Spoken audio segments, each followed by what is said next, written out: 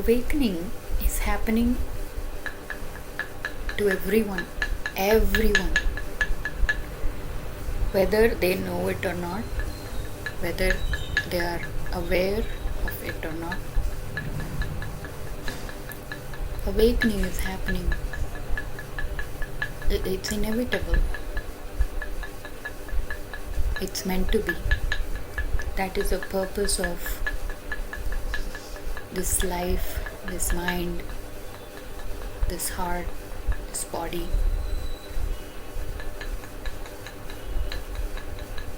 Enlightenment is you could say, a sub activity. This kind of awakening is cosmic,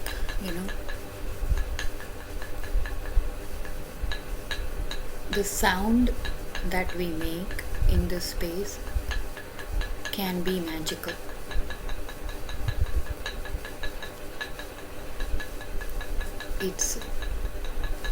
It helps to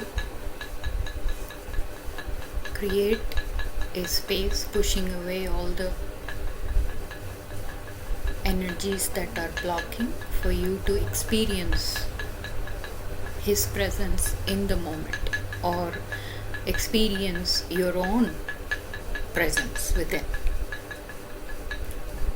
This has been taught to us, this has been given to us as a gift, and I hope I'm doing my best to give it back. There is nothing else to do. If you've been given all these gifts, you just lay it down on the table and you choose what you want to do and pick from it what's most righteous, and you start doing it, and it will snowball into an energy that is more stronger and powerful than the other parts of you that is challenging to be with. It's within. Yes, you can look outside for a temporary solace, but eventually one has to clean up from within. Otherwise it's getting very impossible to live in this world right now. It's November 2nd, 2024, and for days now I've been sitting. I know there's something in there that I want to share and get it out, and it's blocking. And the Diwali just got over, and the sounds were, my God, the magnitude of the sound competing with how big my atom bomb is going to be compared to yours, and I'm surprised I'm even alive. Every time it was like getting a heart attack. It's okay, they're all having fun and their energies are at that level. I'm not complaining. I'm just saying the work I had to do to push through my space and my sound, and it was extremely challenging. But I did it. I'm still here, and there were still some sounds residue yesterday. But I did it without getting mad. I did it without giving it any energy, and just focusing on my mind and what I can do. The toxic energies and the smell, and my God, Diwali used to be my favorite festival. All I have is good memories, wearing new dress and feeling really good in the body, all very pure energies, and burning crackers. I was bold. I participated in everybody's Diwali, I guess. And in the West it's a little different. They have big fireworks, but I think India has caught up to that now. And I would go to my friend's house and give them a little boost when they're scared to burn the crackers, showing them that it can be done even if you're a girl. But everything is mutating into something weird and something very disturbing. One needs to think about eliminating those energies, uh, its end is not going to be pleasant. It's going to end somehow. It's going to destroy itself. Destructive energies destroy others and itself. Isn't it? It's powerful. Think about it. So, going back within to how you can handle it, I'm giving my experiences as an example and as an inspiration, because everybody's situation seems worse or seems important to them, isn't it? Some might think mine is not as big as yours, but there is no comparison. There's no comparison. It is what it is, depending on where you're born or what you've been going through. Please don't be annoyed with this tapping sound I'm making in the background, because it's a very beautiful instrument I'm playing. Actually, it's from Australia. It's like 2 sticks, hand painted, and the tribal people, I guess the Aboriginal people used to use this for ceremonies and stuff. And so, I'm using it as a tool to help me focus and be in the space of love. So,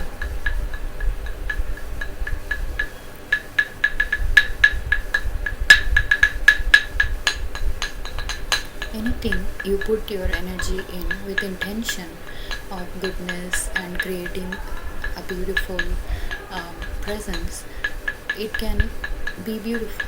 It doesn't have to follow any rules or anything. You just get lost in the sound, and then you can actually chill. You can calm certain energies within your body or mind. There's all these thoughts just bouncing around, and thoughts are powerful, and every thought that magnifies in its essence of thinking and rethinking and giving it so much more energy, and then it manifests as form. Trust me, I've experienced it. All these energies that can move through you: anger, lust, wanting justice for the injustice done to you, when that offensive energy comes out as certain form. It's horrible.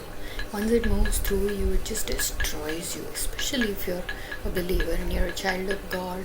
You feel so bad after doing it. And that's my understanding of the transformation. It has to stop.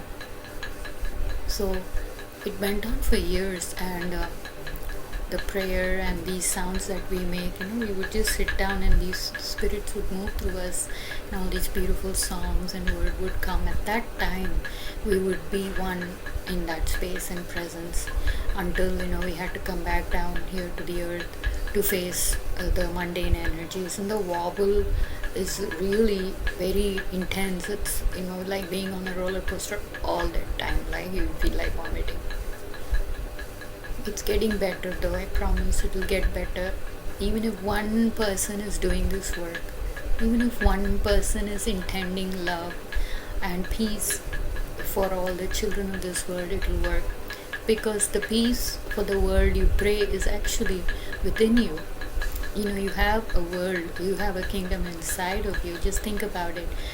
If everyone is walking around with peace and happiness and joy and love, it's done. There is peace on earth, isn't it? Someone, my friend, was telling, I wish everybody was like that. I said it's coming. The time's coming, because it's a process. If God wants, He can just one finger move through the spaces of this earth and clean up everything and create a new world. But it's a process. The creation has already been done. That's why it's important what you create and with what intention you create. It exists. You can't destroy it. It's indestructible. It exists as energy. So in everything you use, everything you do, you use its energy. It uses effort. I'm understanding it now at this age. I'm 50, and what I used to be able to do so fast with that demonic energy, now carrying this other presence of awareness, and I'm awake, and doing the other mundane things is just, it's dragging. Sometimes it drags, but it's doable. You just have to will it, and if you're willing, you will get the strength from within. So this purpose that we've come to fulfill, it is a process. You have to go through the process, otherwise we won't understand the value of it. Basically, we are getting free from all this entanglement being brought on ourselves. There is help, there is hope, there is certainty. Every time I sit down to talk, or I won't just do it. I want to do it well. I want to do it meaning it. I don't want to do it because I want to record something and get name and fame. But it's an all-day work.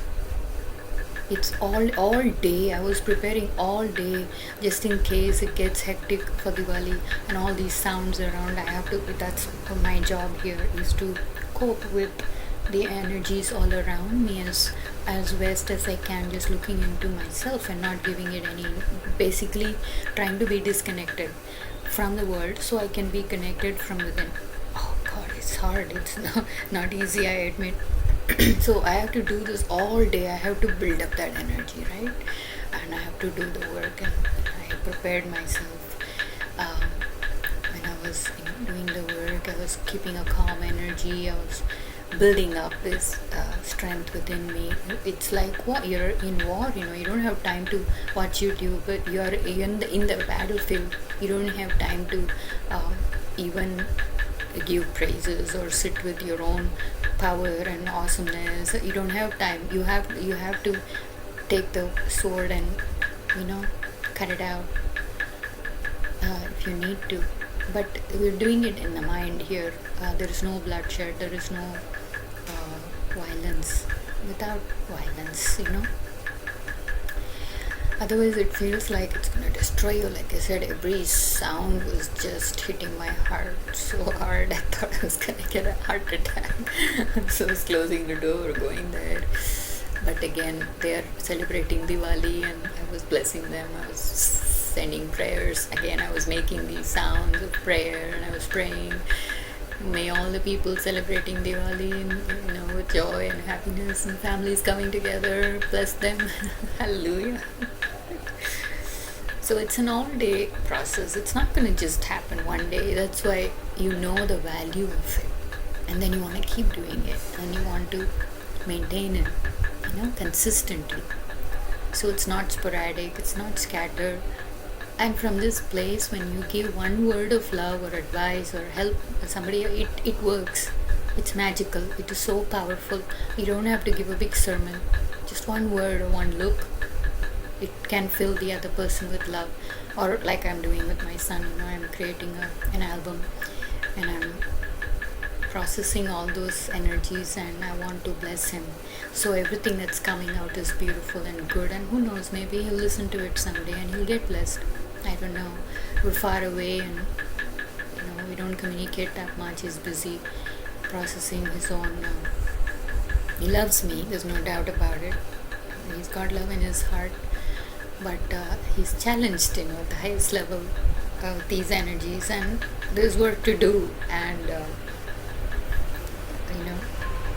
it's a long way to go. But so.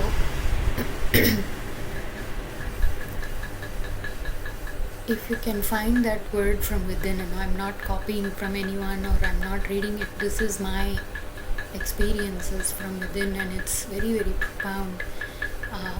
You know the best of what's become of you, or what you were. You are the best person to be honest about your transformation, from how far you've come, from who you were and who are becoming, and what it is to be with yourself right now.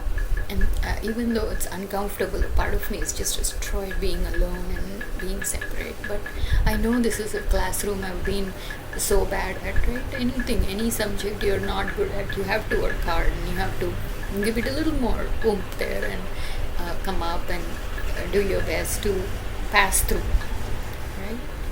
we're all in transitioning, souls are getting recycled, and it's saved if he said, he's my child and I'm going to bring him back home, and he's given you a promise, then he'll keep his word. His will is powerful. Never, never, ever underestimate the power of love or God's grace. It's there all around you. Only if you would open your eyes and see, and open your heart to feel that love. Let it come inside of you, because you have to be prepared. When it comes all of a sudden, and even through a word or somebody, through anyone, he's everywhere. It can happen, and at that time, God forbid that you're going to say no or you're going to walk away, because it's a habit. Bodies and minds abide by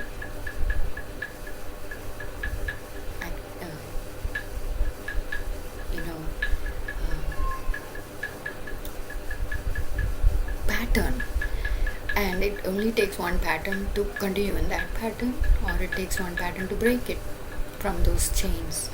Every time I sit down to talk, I'm watching, I'm awake, right? So I'm observing everything to the detail. And today the mics, the wires were all entangled, and in my head I'm going, just open it up, untangle it. And now I can listen to that voice without being rebellious, or it's very smooth, and it feels good to be reconciled with yourself, or there is no hatred, and all the parts are coming together, and being integrated, being aligned in a sense. It feels good to untangle something. It really feels good to untangle.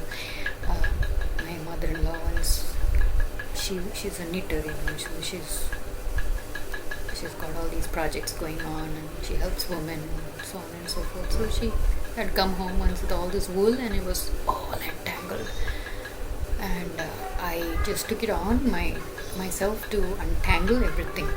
It took hours, but I did it. And I asked her, how on earth would you where was it even possible to entangle it at this level? And she laughs and she goes, good question. That's it, you're not even aware you're doing it, but untangling it and unwinding it feels so good. Everything is straightened up, isn't it? It always starts with some practical experience. It just happened, it's fresh from the oven, and I'm sharing it as it is happening. It's kind of cute. There is no end to war, it keeps going on and on, and there is no end to it. When we say we go to the court, or we sue somebody, we're going to get justice, and there is this eruption of an energy of expression of the emotion to the injustice done to you. But think about it. What justice are we really getting by taking revenge or punishing? Right? We're all naturally, there is an energy of punishing that person who did this to you or disrespecting you, especially women. I'm telling you, mothers and sisters and daughters, when you find that part of you that is Christ-like, and you choose love, you give up, you give up after a while, because your love is true. Your love is true. Why is it not working? It doesn't matter. You've been a good daughter. You've been a good sister. You've been a good mother. That's all that matters, and that's powerful. What is happening on the other side, you can track it, but you don't use that as a gauge to conclude that something's wrong with you. Now you're internally becoming negative. You're letting that energy affect you. Don't. Believe that you've done the right thing. Be honest again. Women can be very, very sensitive to deception, and you never know. So clean it up. Look within yourself. Rise up above the body's challenges, and the mind's chaos. You'll find it in your heart, the strength to love back, I used to tell my son, my love is greater than your rebellion. I'm going to use love. I'm going to make this tool so powerful, sharpen it, that things are going to work. It has to flow, right?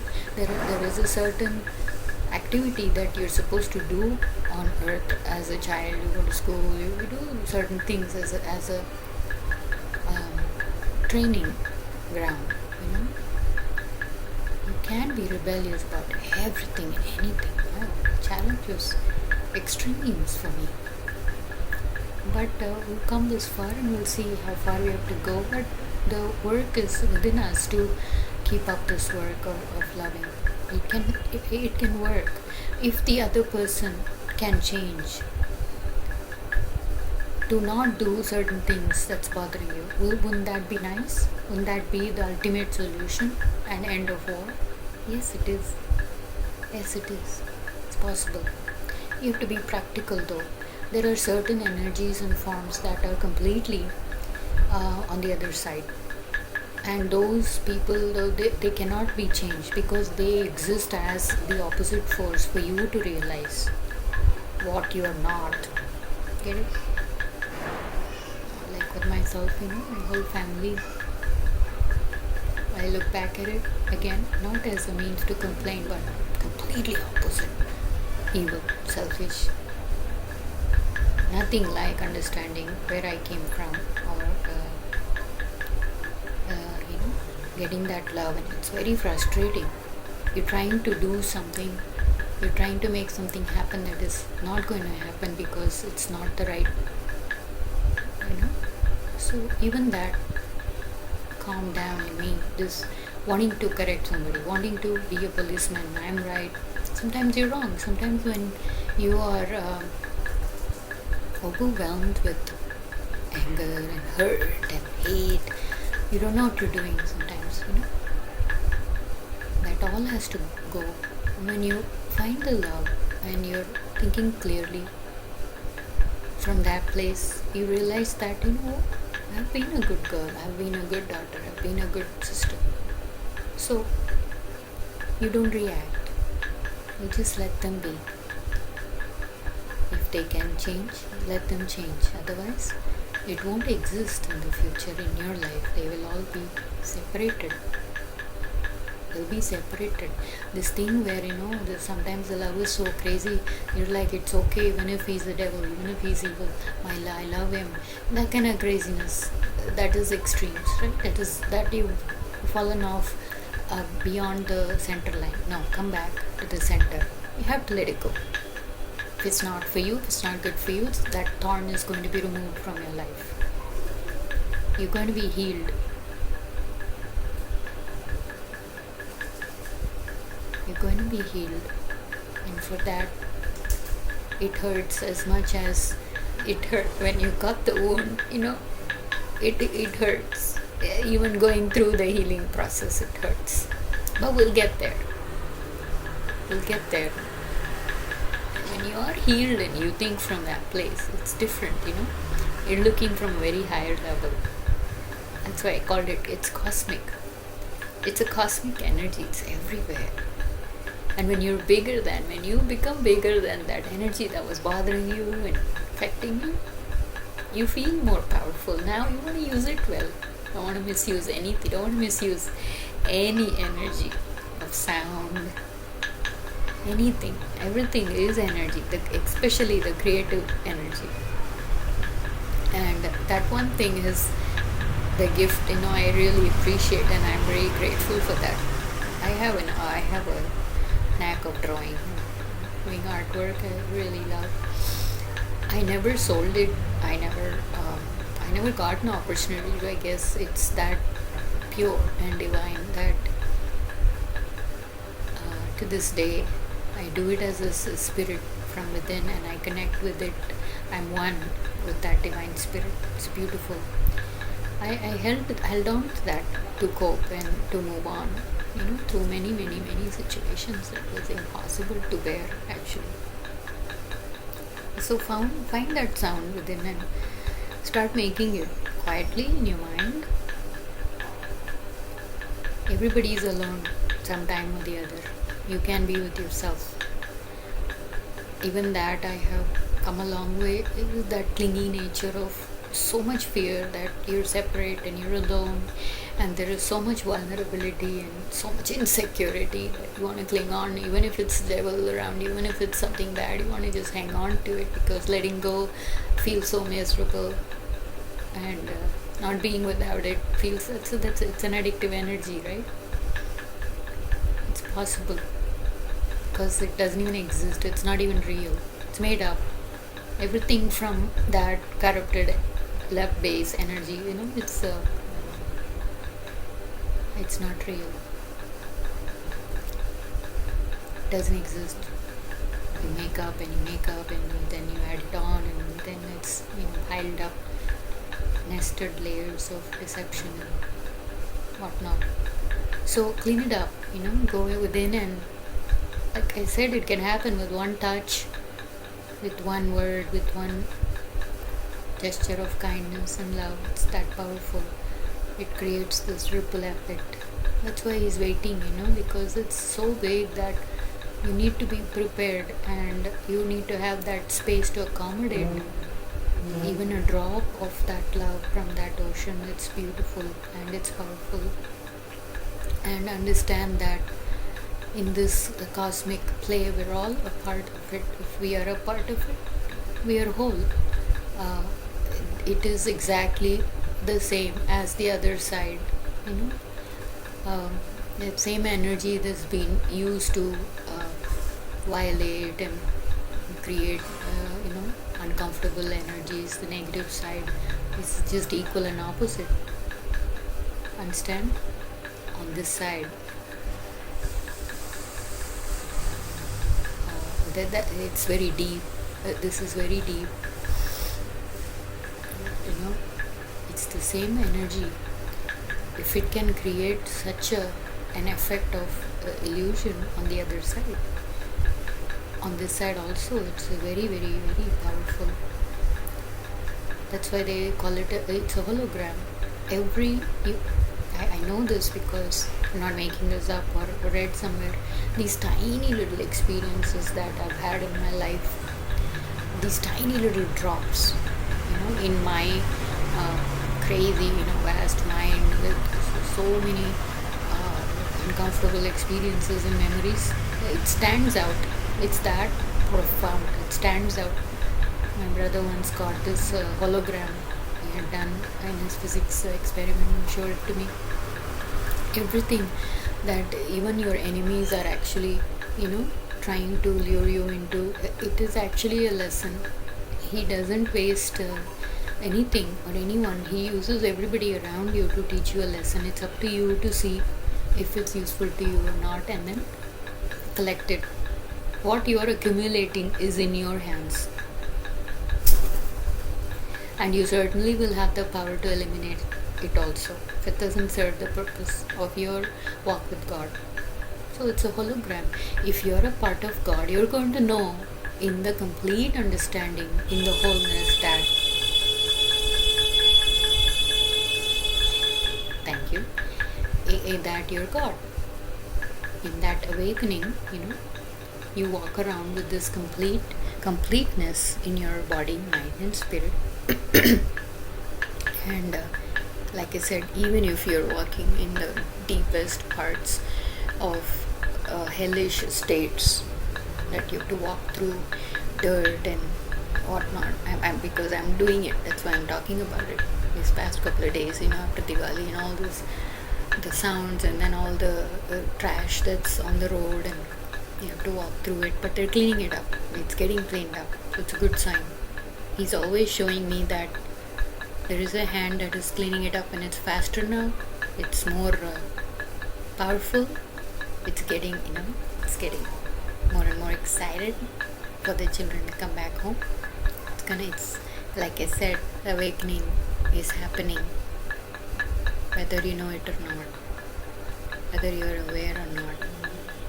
All the parts of him will be collected. He's also crazy, his love is so crazy that he doesn't care what you think or what you isn't. He loves you. He's gonna just grab you with his big hands and he's gonna hug you and he's gonna make you feel good and he's gonna bring you back home. Because he doesn't react the same way. His only tool is love. And if you also do the work to reach up, like that, it's even more beautiful and powerful, isn't it? It's a teamwork. So be happy, y'all out there, with what you have and what's been given. Make use of it. Be encouraged and empowered by these beautiful words that I'm sharing. And eventually we'll all be home. And we're all home from within and feel good. Then wherever we go and whoever we're with, it's going to be a beautiful experience, because that's what your intention is. Even if an uncomfortable situation arises, it pushes out. It just brushes away all that energy out. And it creates the space to experience His presence and clean and good and pure. Be blessed. Keep walking the path. God has no love failures. He will make it eventually into your heart and into your mind and clear it up and clean it up and use you in the purpose for His works, prepare you for His coming, and enjoy the November as best as you can. Every moment you keep creating these thoughts and energies, and come back home. Every day come back home and then start a new day until we catch up with everything and you're here in the moment. There's no residue, we're just here. There's only so much time to enjoy this present moment in the perfect understanding of your being and your existence. And like I said, it's a cosmic love. Be bold and strong to know the truth inside of you. Just open your heart to believe in that love. Keep on holding on to that faith. Make up stuff in reality. And until you realize that, just keep doing the work. Okay? All my love and blessings and best wishes to everyone in this path, in this journey. We'll see you in the all around. Creativity is a very beautiful concept. The presence of creativity. It's a very beautiful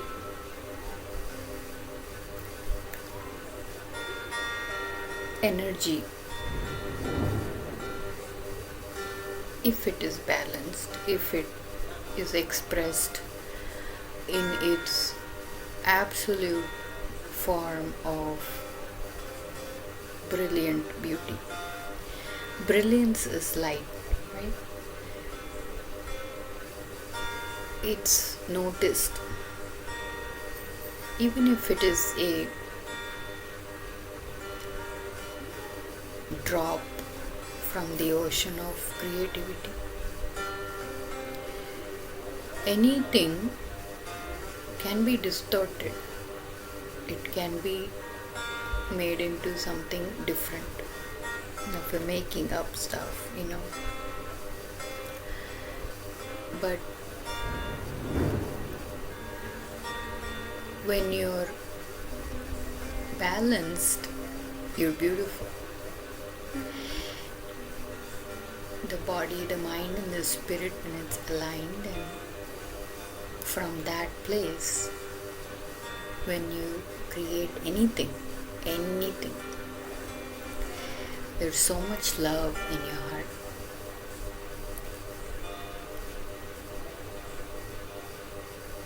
You're happy in that space and place, regardless of what's happening around you, noise, disturbance.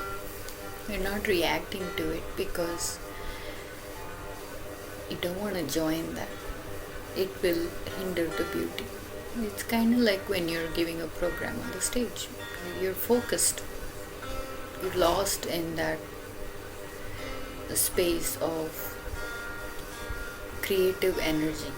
That's why it's beautiful, isn't it, to watch. People spend so much money going to opera or watching a show. In entertainment, they look at it as entertainment, but think about it, the work and the effort people put in to share their talent.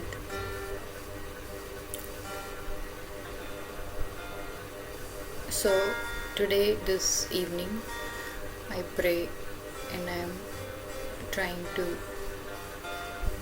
bless the space that I am in and to mutate the energy into something useful that I have been taught to do. It's a very humbling experience. There is no showing off, There's no wanting attention. It's just a peaceful energy that wants to share and love. It's a very, like I said, you just inspired to surrender in that space, and you're one with it, and you know yourself better, and it's very humbling, and there is no energy of showing off. It's very challenging, the space and the place that I'm at right now. I don't know, going into the forest, doing penance and rigorous practices. It seems nothing compared to. That's just my opinion from the place where I'm observing what's happening to me and experiencing at the same time, and watching myself change and deal with it. It's very challenging, this kind of enlightenment, awakening, whatever. It's, my god, extremely tedious. But I guess you're on a path and on a journey, and just keep going with it. So my intense desire to listen to something good sound, I thought I'll just create it. So I played some guitar, and I have recorded it on my phone, and it's playing in the background. It's nice. It's not nice or perfect in the way that it can be compared to any other sound, or it seeking a rating of some sorts. Like I said, it's not planned, it's very spontaneous. You don't think about it much. There is an energy, right? And you're just trying to mutate it into some kind of a sound. And you want peace, and you want to some kind of a relief. So you want to go into a trance state, kind of, to soothe your pain or soothe your frustration, if you may call that. There was just this abundant energies piling up, and you try to move around, you try to do this, do that, think about what needs to be done, the process of calming that energy and to balance it and to only do what's necessary, not to waste it. That's how you respect your talent, and you respect that energy of creativity. And it's difficult, like I said, to explain the experience or express the momentum in which it is riding you, without falling off. It's like walking on a thin strand of a string, from one end to the other. And every day is a new challenge. But I think it's getting better. So there is an attraction to brilliance. Somebody, everybody might have experienced now. Everybody has a phone and they're recording everything. And somebody's standing on the street and playing music, and you record it and you enjoy it, isn't it? Some nice sound, some nice way to feel better and feel comforted. And this is an attempt to translate that energy and comfort you wherever you are, whatever you're doing.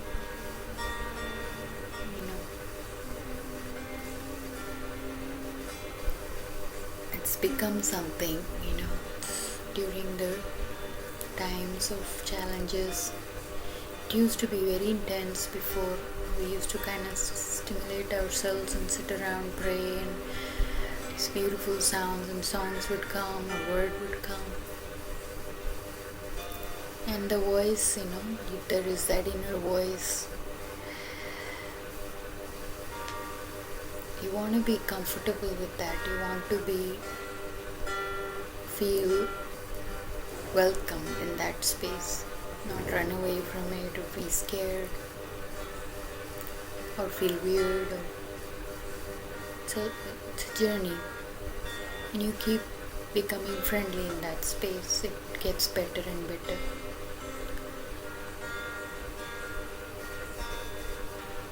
Everything you say, do, it's beautiful because it's coming from you.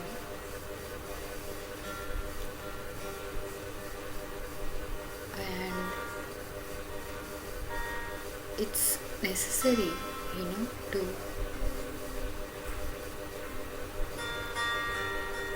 balance yourself. The world has become something, one thing is led to the other, and it's just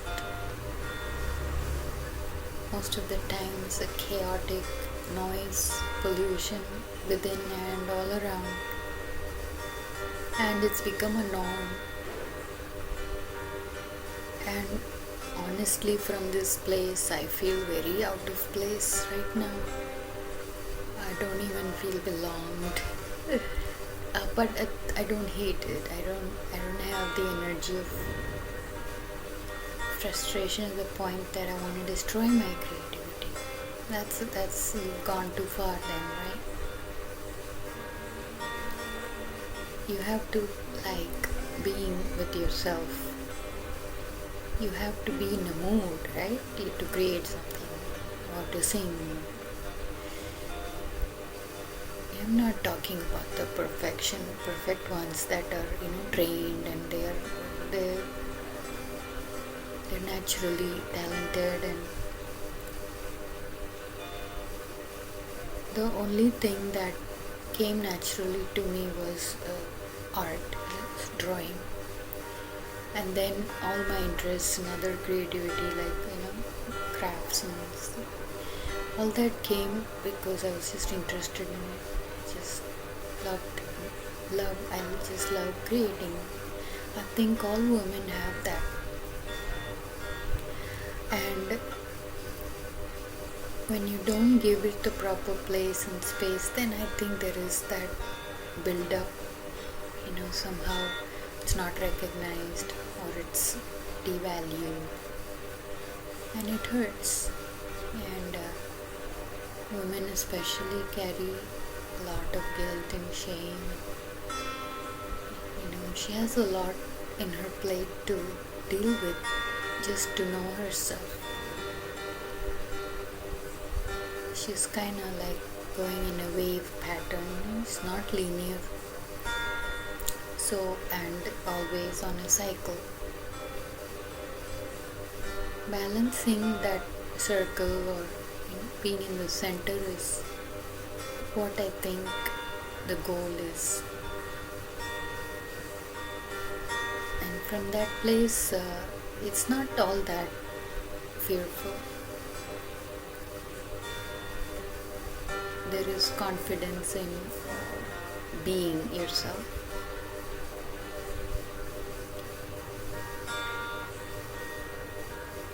So I have chosen to sit here and somehow mutate that energy that was lagging and dragging and kind of creating uncomfortable feelings and clustered thoughts of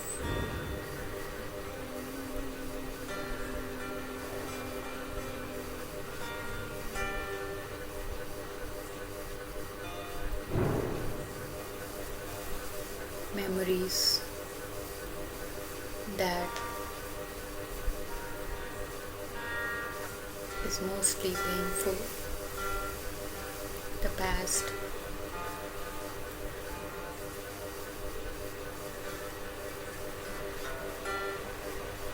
I just want to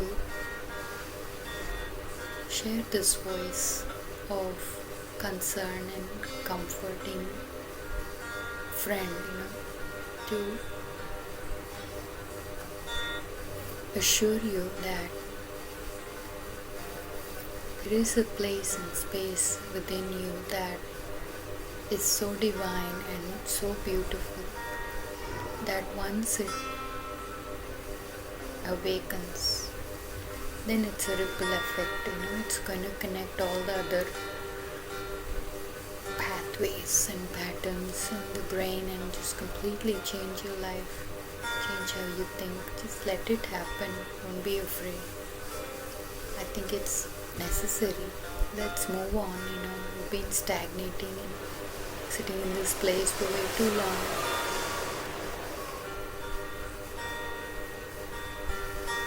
We need to get to a higher place to be able to see things in a more mature perspective and perception. Perception should be right in your own way, in your own world.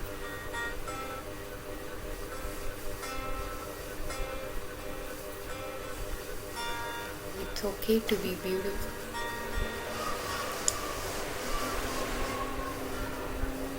And let the creativity be respected in its way, in its place. Let its brilliance shine naturally, organically. Let us not mutilate it by controlling it, pushing it,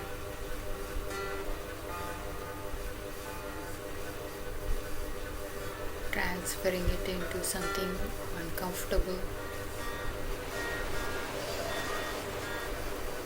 It's a place where you can feel absolutely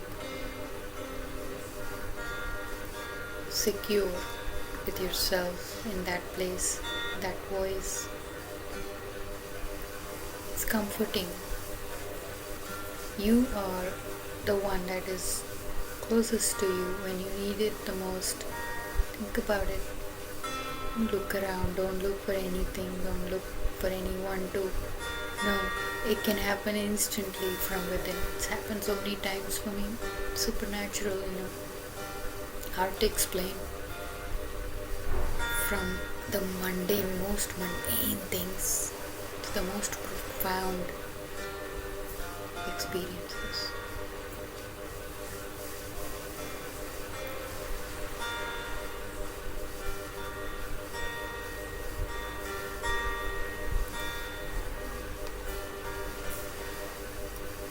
And I hope and pray that this voice and sound from where I am.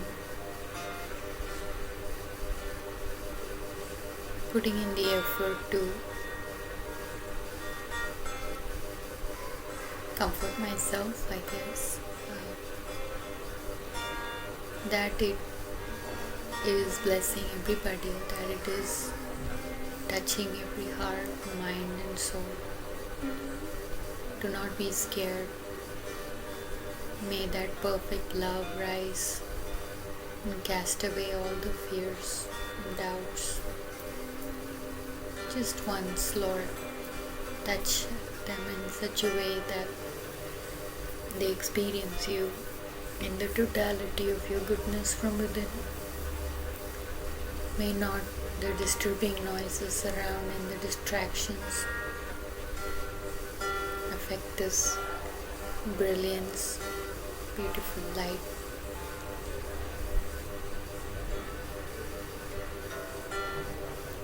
You don't need darkness to validate. You're the light. As soon as light shows its presence, darkness is gone. Right? There is no dark places to be afraid of.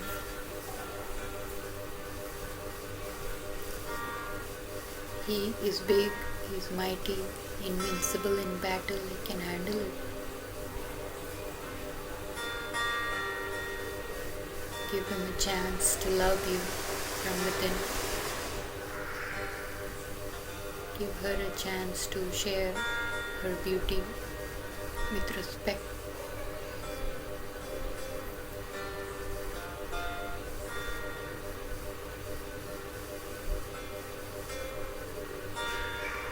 So making good sounds, sometimes just from within, it's a very effective way to be with yourself. We're all with ourselves all the time. We're alone. Even if you're with somebody, you are with yourself.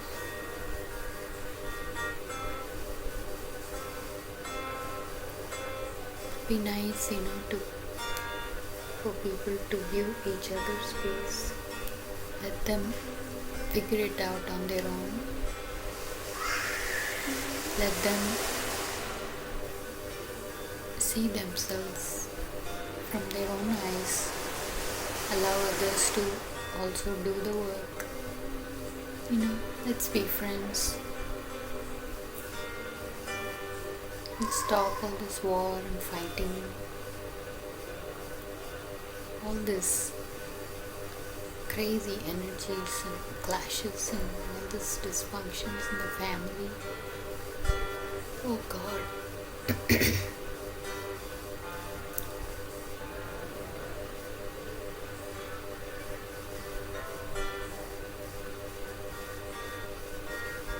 It's like you're in a cage, and you just want to be free. When will all this be over? Everybody is just running around, just not able to touch those parts that are feeling a certain way, hurt, offended, reacting.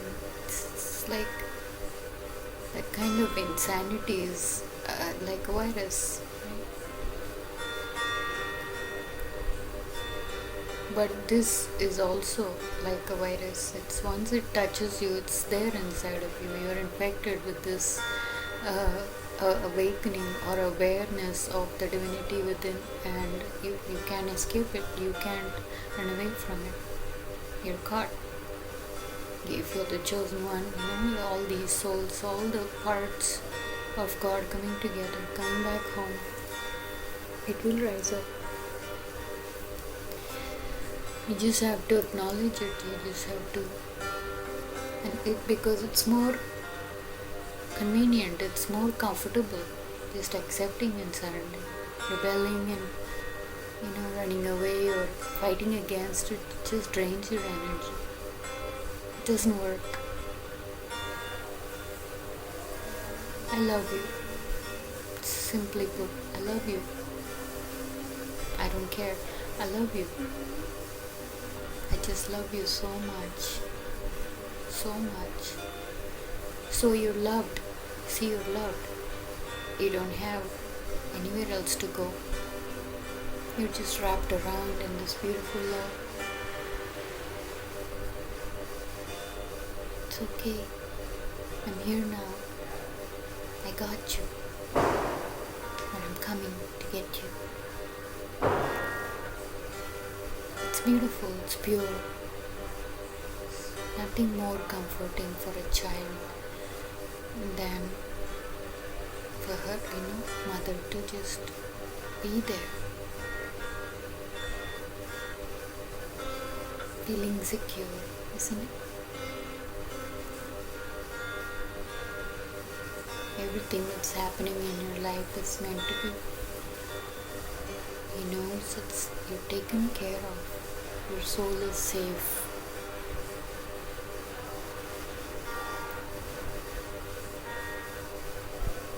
Find that voice within. You will hear it. It is profoundly powerful. One word makes you feel good. That one sound of pure love, peace, non-violent. It touches you in such a way that your heart melts. Your mind is free. And if that happens from within you, for yourself, it's beautiful. You become more and more beautiful every day. More and more confident. That's what this whole war is about. Good winning over evil. In whatever way, however strong, in small ways. How many times did you think of someone badly and felt that energy of hate, bad words? Sounds are powerful, At least the intention. You didn't intend to harm or be mean to anyone. And can you start the next day with a complete clean slate? Ask yourself.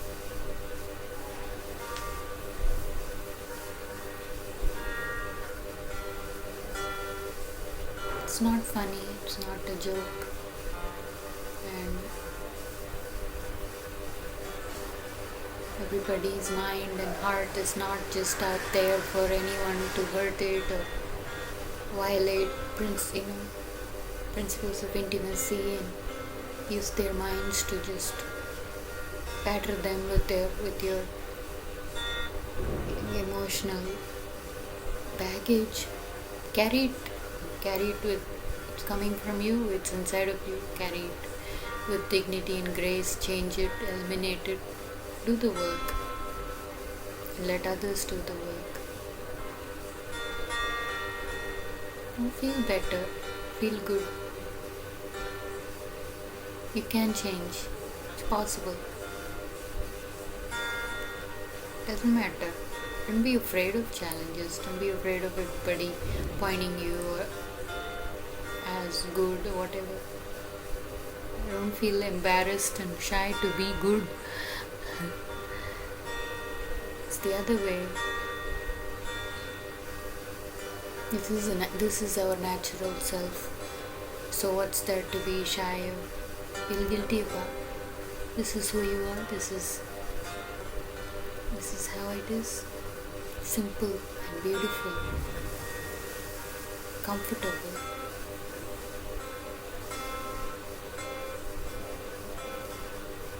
So feel free to be in touch with that part of yourself that creates from the most beautiful and highest place from within. And this time and space will let you, guide you to share it or not,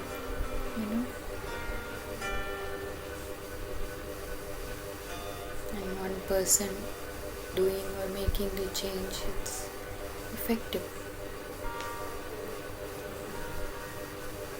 And I'm sitting here praying for the entire world, and I'm sure that God is listening.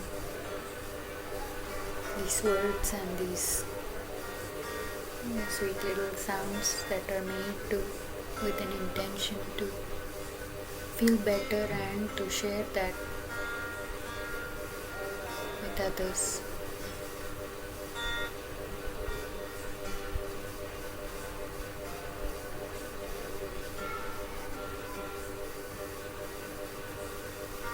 Won't be affected. Won't. Once that energy is touched and it's baptized in this Holy Spirit, can't be undone. Can't go back to that. You're moving on. Nothing affects it. Nothing.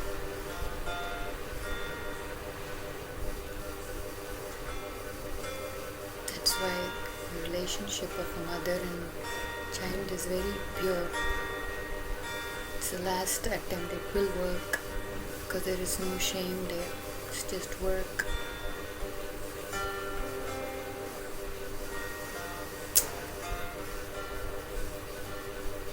May your bodies be healed. May your pain and suffering be touched. Make the healing worth it. Rise up in all the goodness that you are, and shine in all the brilliant beauty that you are.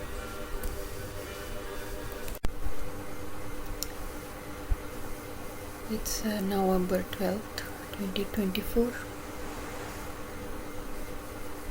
evening, night.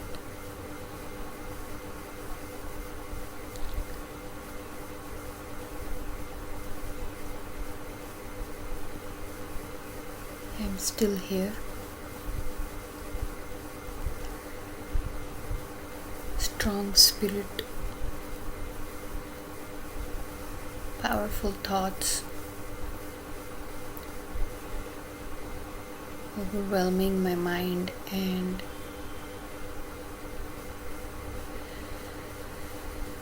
creating this very, very powerful presence.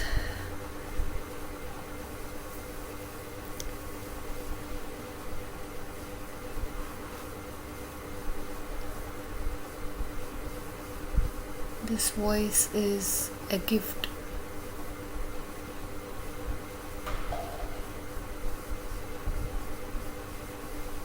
You could say just downloaded, thrusted, forced into, or just evolved. Everyone has in some way evolved into the state and the form and the being that they are today, now. Today,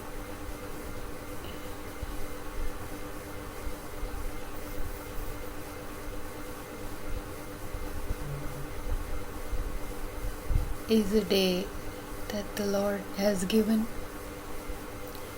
I have rejoiced as much as I could in it.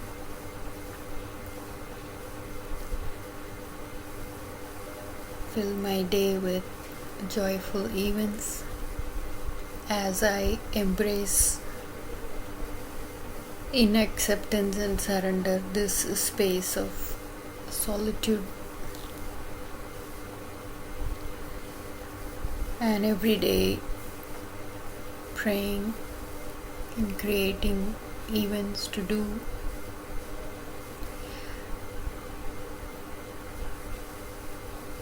To value life and give it the proper respect,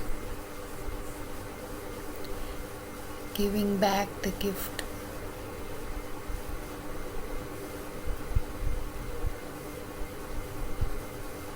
These thoughts are very powerful. I wish I could just record it all the time.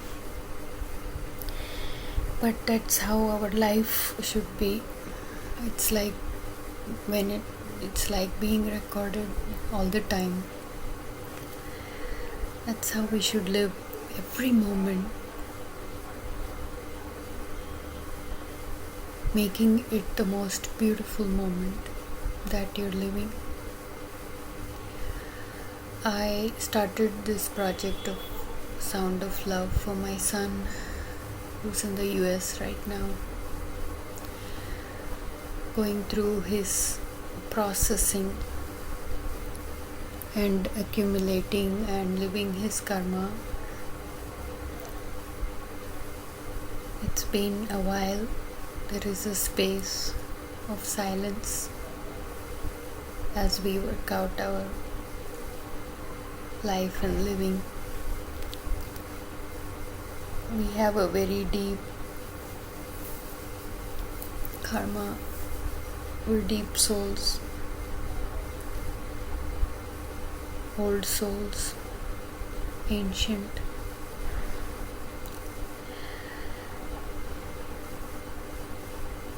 So I have decided to integrate my sound of love and a message, sharing these beautiful thoughts and making it worthwhile. I hope someday, somehow,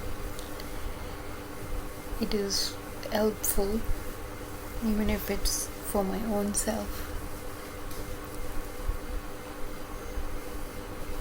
Because in this space, everything that you say, do, think is so beautiful, and in its perfect manifestation of word or a song. This happened to us, and this is what we did for years, as we were going through very intense transitions in life. Karmically, practical living was hectic as we walked with the Lord. But when we would do this and it would come to us and we would sing or say, it would give us strength and confidence, and very overwhelming, I think it's overwhelming because of the opposite forces being so adamant about its rebellion and its attack and all the disturbances around. This thing is a very sweet thing, vulnerable and very pure, and it feels like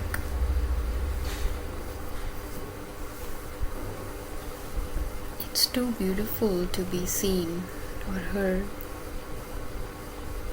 very sanctified. So see, I have my fan on for a background sound and for the heat that comes and goes and the surrounding noise. And it's also like a challenge. It's a process, so whatever you do, it's a process.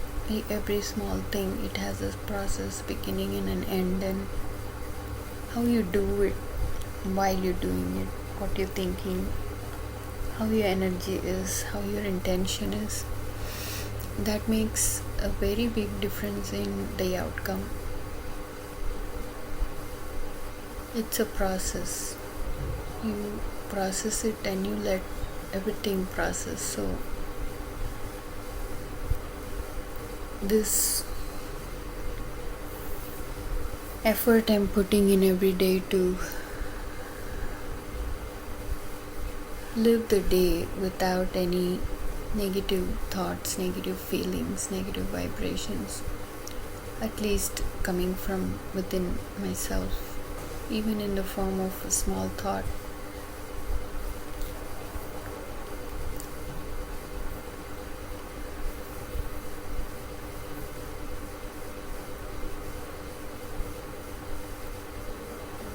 It's very challenging to keep your mind focused on what you're doing, how you're living, rather than yelling at the neighbor or being mad at the neighbors because they're talking too loud, or because they are, or children screaming, or whatever the outer noise. I guess it's the world's noise. There's also so much life happening. Do I want to participate in it? Absolutely not. So every day it's escalating. And once your mind short circuits, it's just a very disturbing space to be in. Now you're having this non-verbal communication and a relationship with someone you don't even know. So loud and so bombastic and so all the times wanting attention. See, there's no peace. It's not soothing in a way. And then your mind is all running around trying to cope with it, trying to do something, divert your mind, or do something else that can keep you going too. I guess everybody is in that state. Everybody is evolved into some state, like I said before, and it's just become that loud. So where are you? Where are you at? What are your thought processes and how you're living? My speculated understanding is that it's an experiment. It's testing me, so we'll see how I do. These talks are kind of like a reflection and a gauge to know where I am at, and once I let out these thoughts, it's more revealing myself. Once that energy moves through and comes out, and it's a relief in a way, because when it accumulates, it just sits on you so heavy. And like I said, it's a process. So while you're doing it, while you're living your life, the energy that radiates, it's very powerful. Like I said, it might be an experiment to see if this work that was given to me as a gift, what it is becoming, and how it can be used. I feel different every day. So like I said, the topic is kind of integrating everything. All the work has been done for lifetimes, and it seems like there is going to be a space and a place where this is it. You're going to be baked. The pot's going to come out of the fire. Meals prepared. Feast is served. Time to taste it and enjoy the essence of the gift.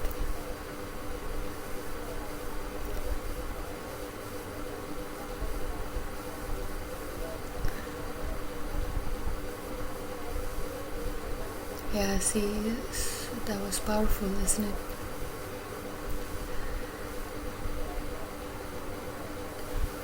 So I welcome, I accept, and I'm grateful to all the challenges around me.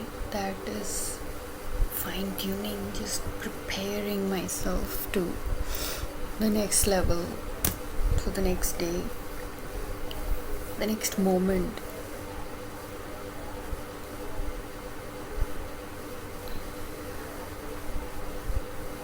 And to not give it any energy of retaliating or reacting.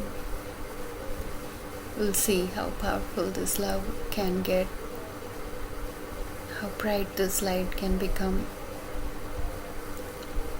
and how beautiful the sound can be shared in its voice to touch another person, to touch another soul, whether they're here or not. My son has been such an inspiration for me to rise up the mother within. So grateful, so thankful to him. Whether it's being seen or not, I don't know. Like I said, it's a work in progress, and he has a purpose and role, and so do I. Definitely we've come a long way, and there is so much more beauty within to tap into and let it shine without being afraid and free from guilt or shame or fear of insult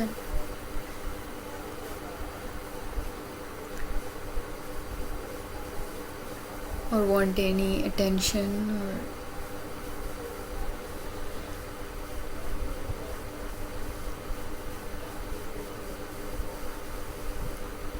a desire for recognition.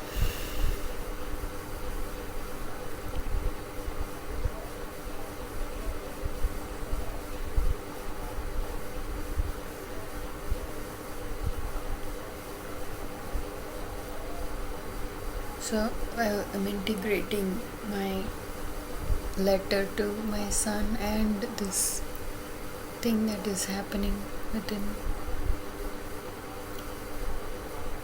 How positive can I think from my heart that loves? Heart is soft, Heart is soft. It shouldn't hurt. It shouldn't hate.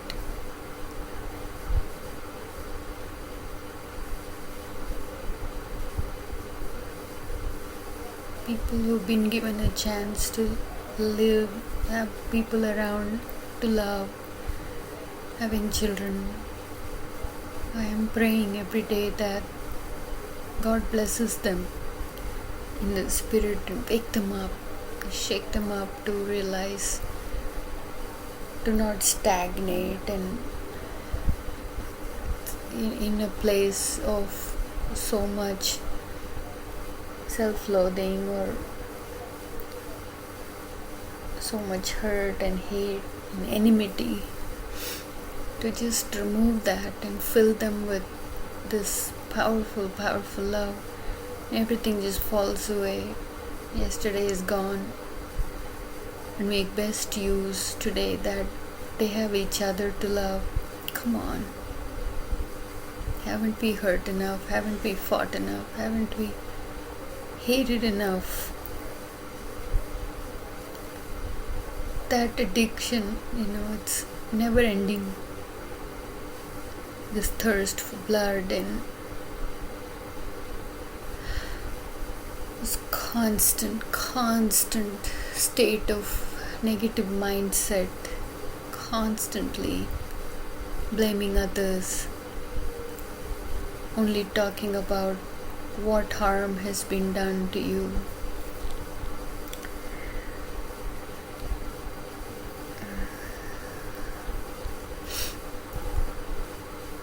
Being free from that bondage of again and again reliving and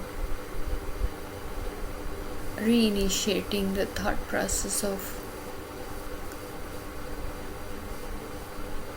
sadness and sorrow.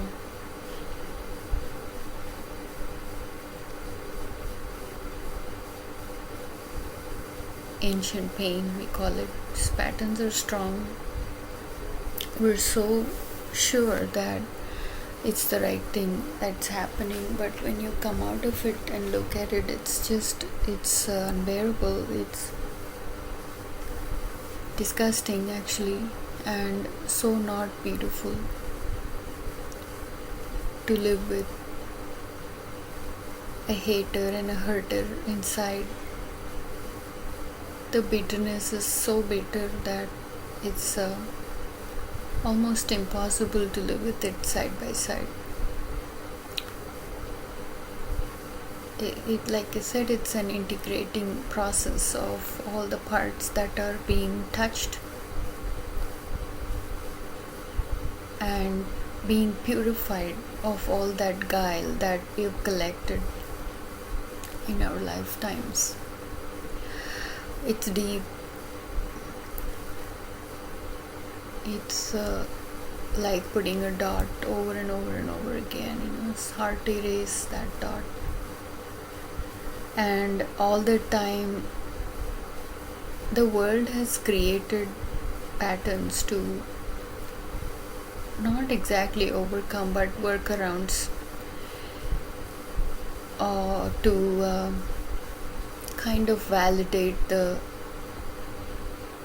emotion or feeling we have and justify the injustice done to us. But life needs some kind of a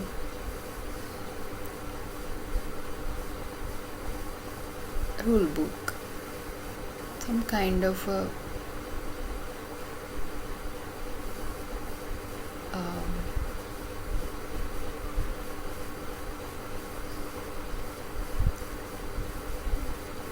guidance in a way, have friends, get educated, get married, have children, but all the negative sides of it, it's all there. So there's always this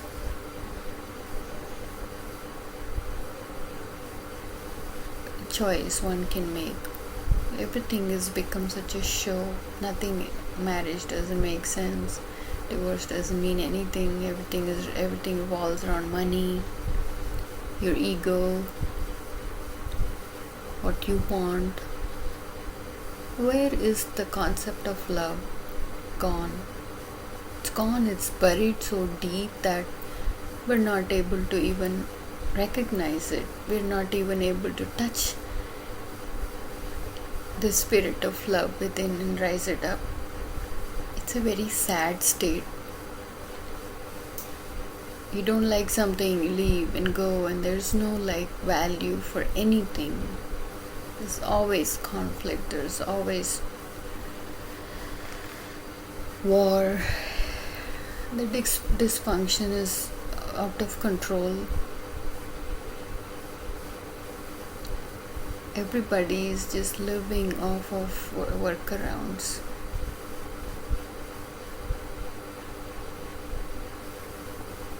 And it hit my heart so hard today that even after doing all this work, why isn't it working, Lord? Why this mind is not settling down?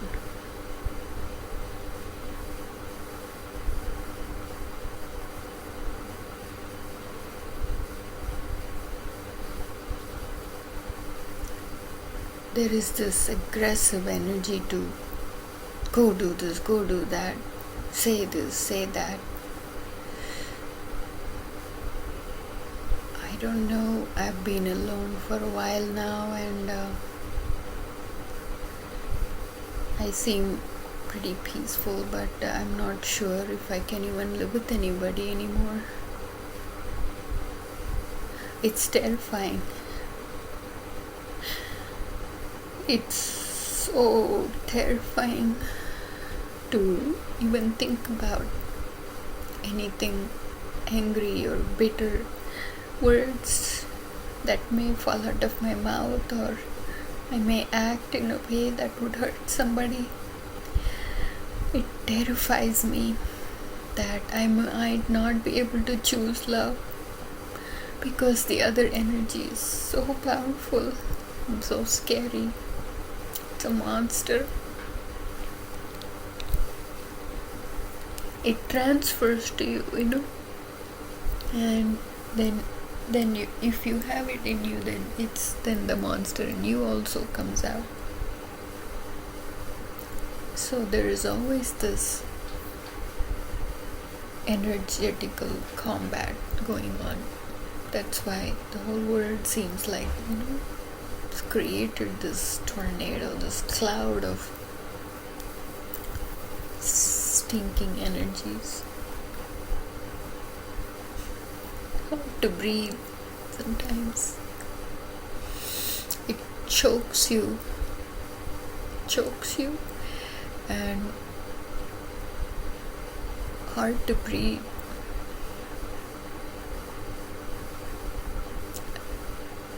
Truly, we have lived scriptures. It's not written anywhere, it's not being lived.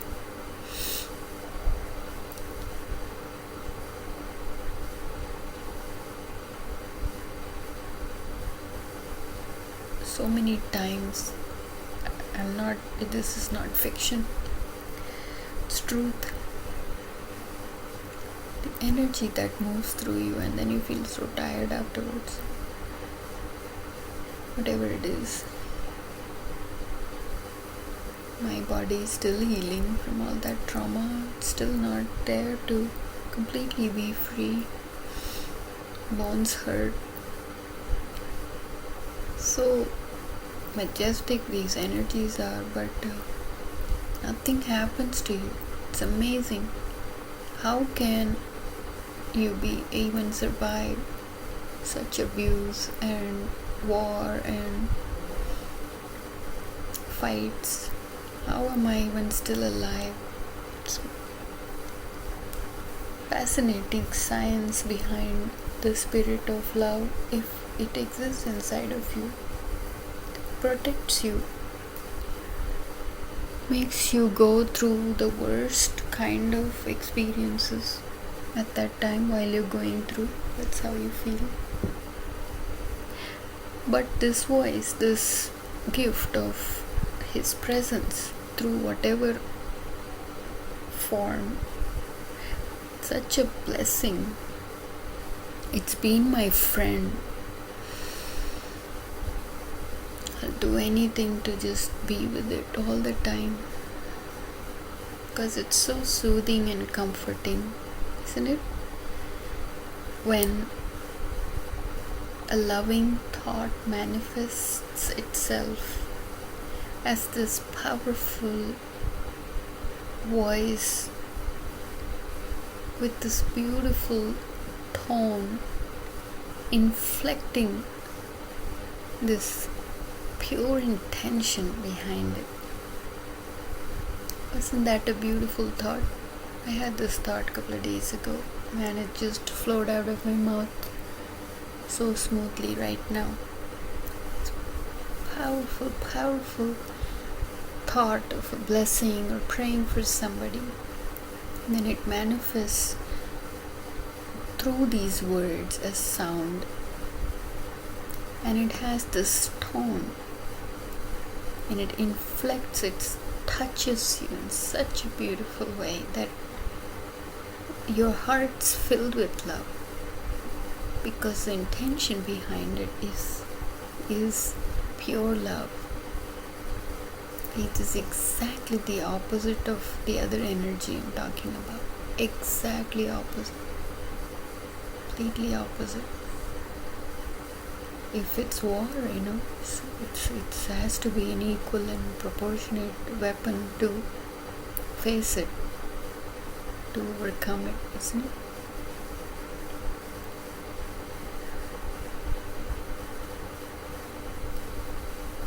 I can talk for myself as a woman, and I pray, all you ladies, just wake up who you really are. All this drama and wanting to be this tragedy queens. Men are not all that bad, they're just linear, we're different people, but we have to understand ourselves first. And all this energy clash needs to stop.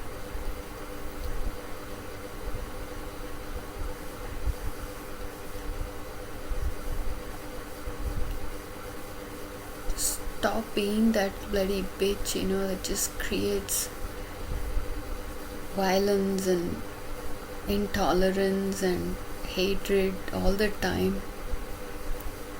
Seriously, it is so ugly that even calling ourselves women is embarrassing. You're a mother now, you have children.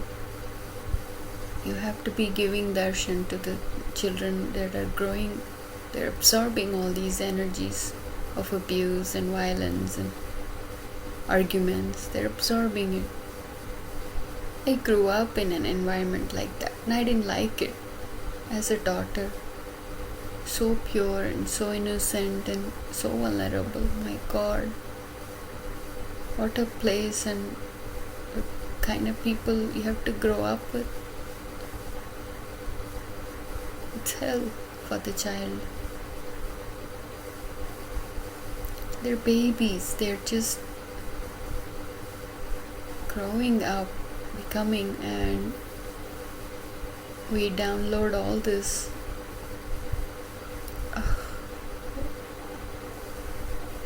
Unbearable.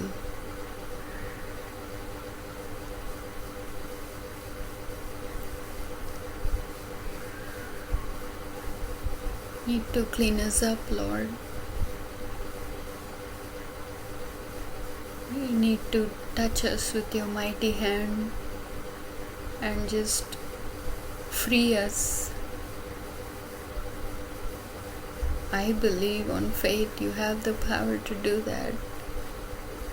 It is time. I think you can stop the testing and waiting.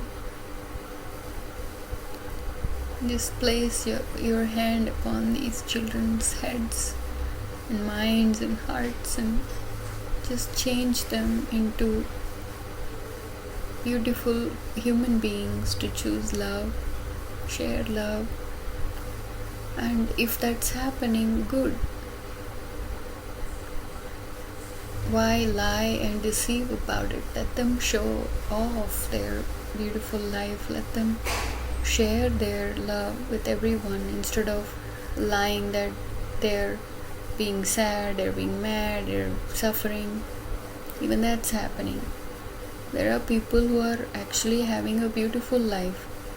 They're blessed with prosperity, they're blessed with a home, they're blessed with clothes, and yet they share only the negative things with their friends or everybody else, picking and pulling out all the parts of their partners that is annoyingly disturbing or makes them feel like they're better or good.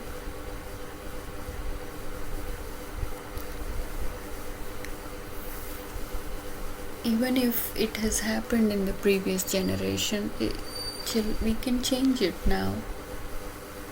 We can change the times by not reacting to those.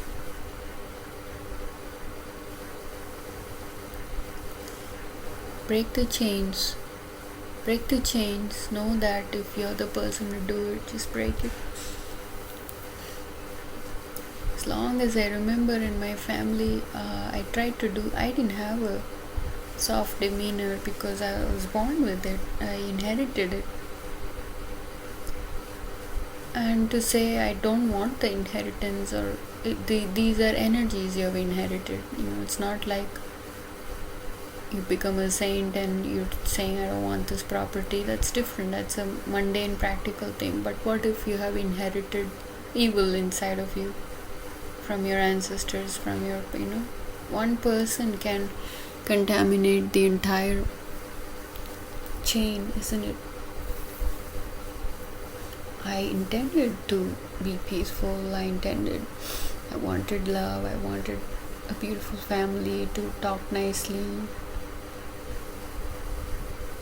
And I'm still struggling that it's not happened yet.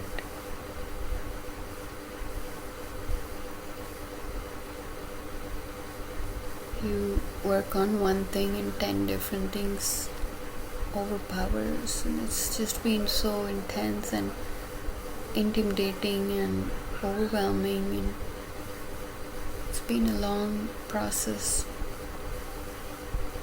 And honestly, I'm very tired.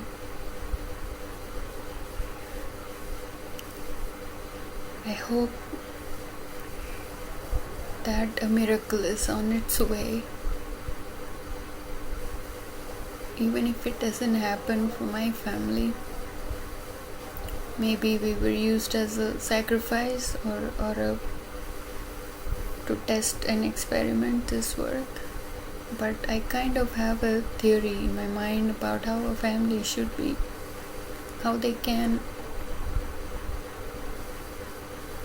be in realms of love and kindness and all the wonderful things that will actually be useful, and we can live life, not waste time and waste energies, and already so much is gone by.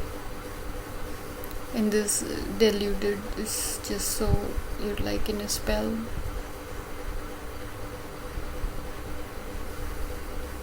No matter how many movies you watch, you have to come back to your real life, isn't it?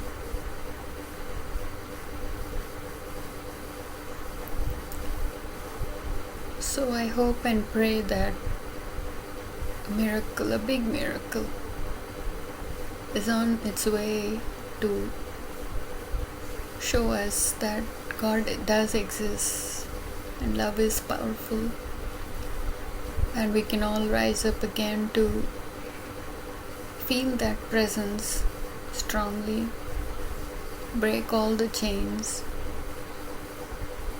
fill our hearts with love, eliminate the hatred and the hurt, and thank it for being there, so this other goodness has had a chance to rise up and show its face, and how life can be on that path.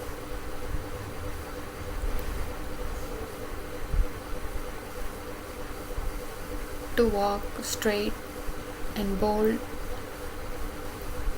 with confidence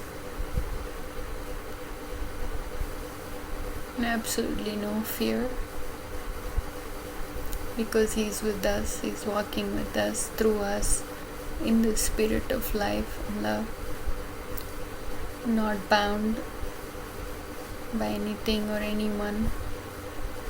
No rubbish, no dirt, house is clean, and we're all having a good time. It's a nice theory, isn't it? But it makes me feel good thinking that way.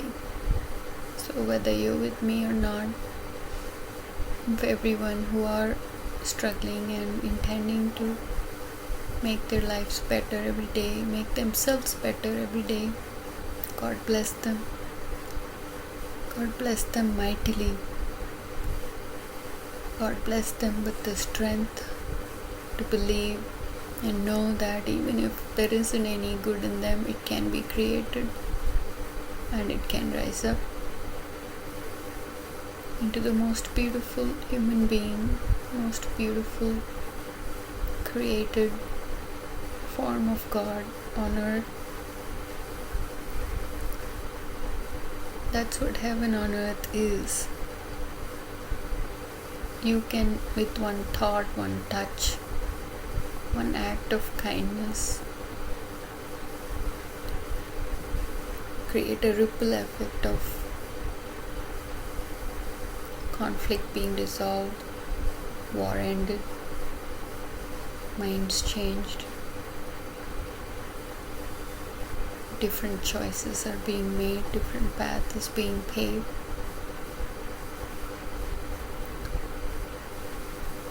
It's not some great thing that requires attention or worshipping. I think it's mandatory now everybody should find that divine part within themselves and kind of apply it to who they are in their own shape. May these words of wisdom rise up in everyone, healing them, giving them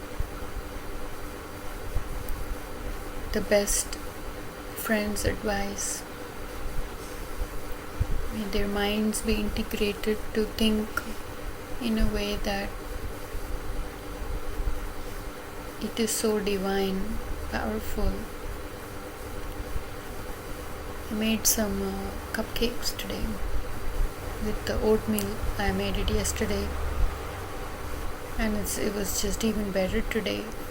And this is not about bragging, this is about reflecting on the power of a spirit that helps you to move on and go through the day. And the process, in the process, I was thinking of my son and I was doing it, and it just came together just like that. It manifested, and it was just the best thing I ever had.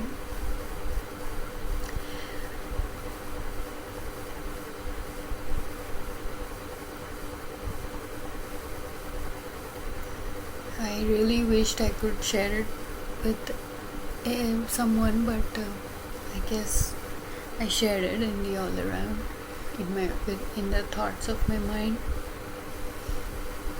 So the process, when you go through the process, the end result is divine. I made something else too in the evening. Surprisingly, I was able to with my arms hurting, but again, the details are not important, but I'm just saying that literally handicapped here, but I'm able to do it. How did I do it? And with all this awareness and conscious effort.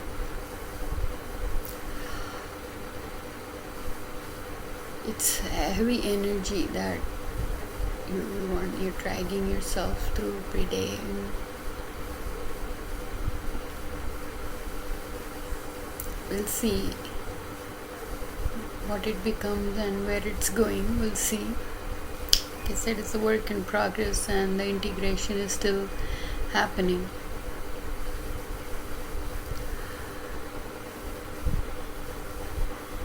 Like I also mentioned, I wish I could record every thought that's coming, because every thought is so beautiful in this place.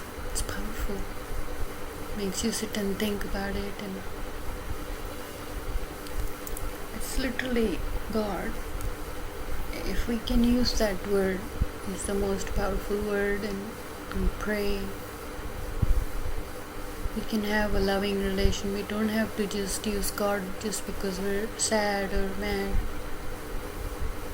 We can also have a very pure and functional relationship, like a family member, intimate, friendly, no fear, no punishments. Wouldn't that be nice?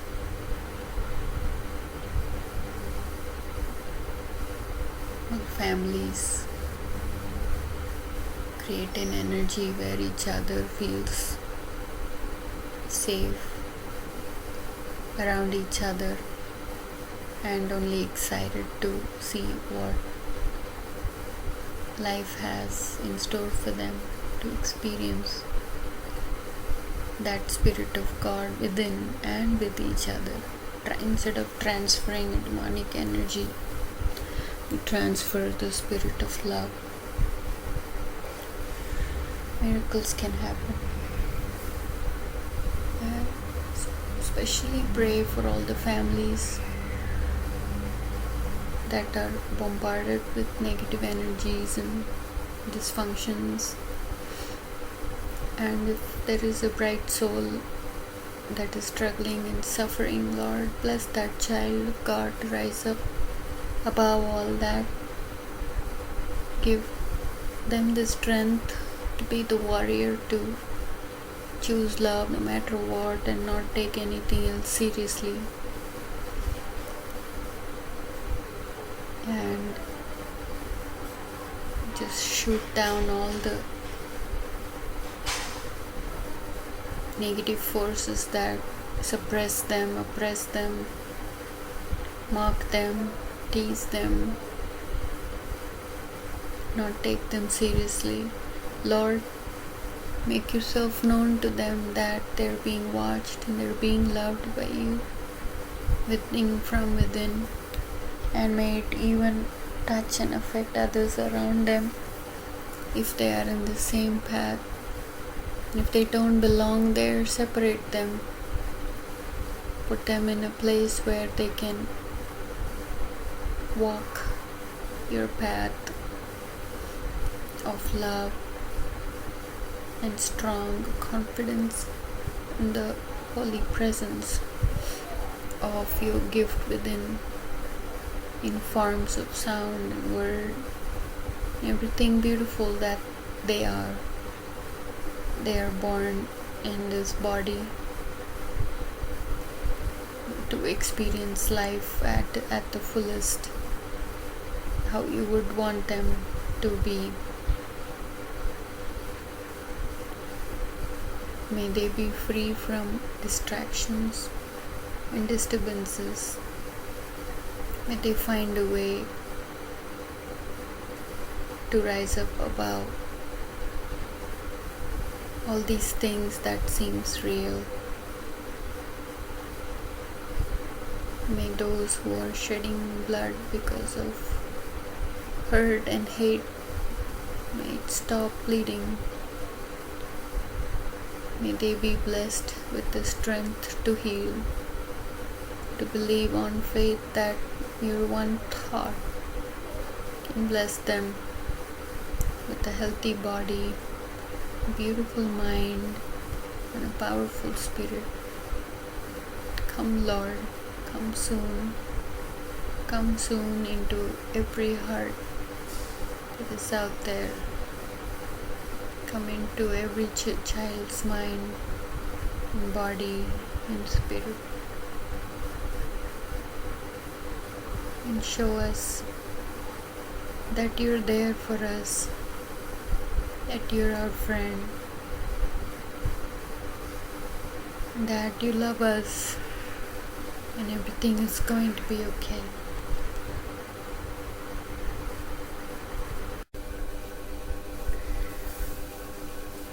So today, very good day. Diwali is coming up. I'm in India, October 29th, 2024. I'm going to start a new series after the Rapture series, and I'm also recording Sound of Love for my son and all the children. Actually, my son is the inspiration behind it.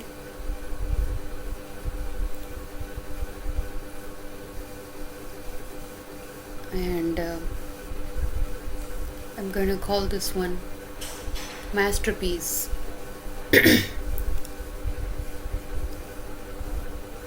What happened was I started recording without even connecting the mic. So I just laughed about it, started all over again, because I didn't lose the train of thought. I was aware, and I have been cooking this up for the past couple of days, collecting lessons I learned through the experiences. See, even though these might sound very mundane and very silly, or it will inspire other minds who are in different states to mock it or laugh at it or whatever. It depends if you've been journeying with me and you have an elevated spirit of understanding, wisdom and teachings, then you can connect at that level and be very, very blessed. I have very, very few souls like that I connect to, different ages, and it's an absolute pleasure to be in their company because we share wisdom, we talk about it, and we are at the next level of transformation. And we know that God is working on us, within us, through each other, and we don't plan. It just happens. We meet somewhere and we talk, and we surrender in the perfect will of God's will, in the time and space that He allows us to meet in this very, very, very challenging place that is filled with contaminated energies and corruption.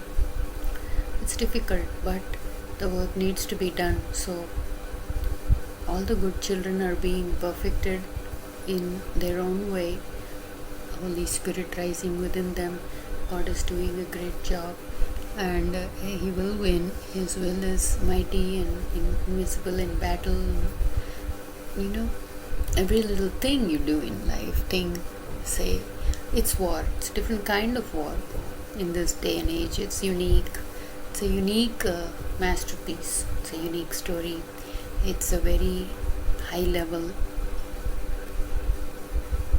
integration of the body, mind and spirit, and it's another level.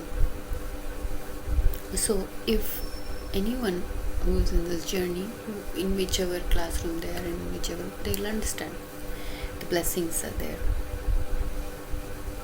the pure joy of being loved, and the secure feeling of being seen and protected. It's beautiful. So it was a mistake.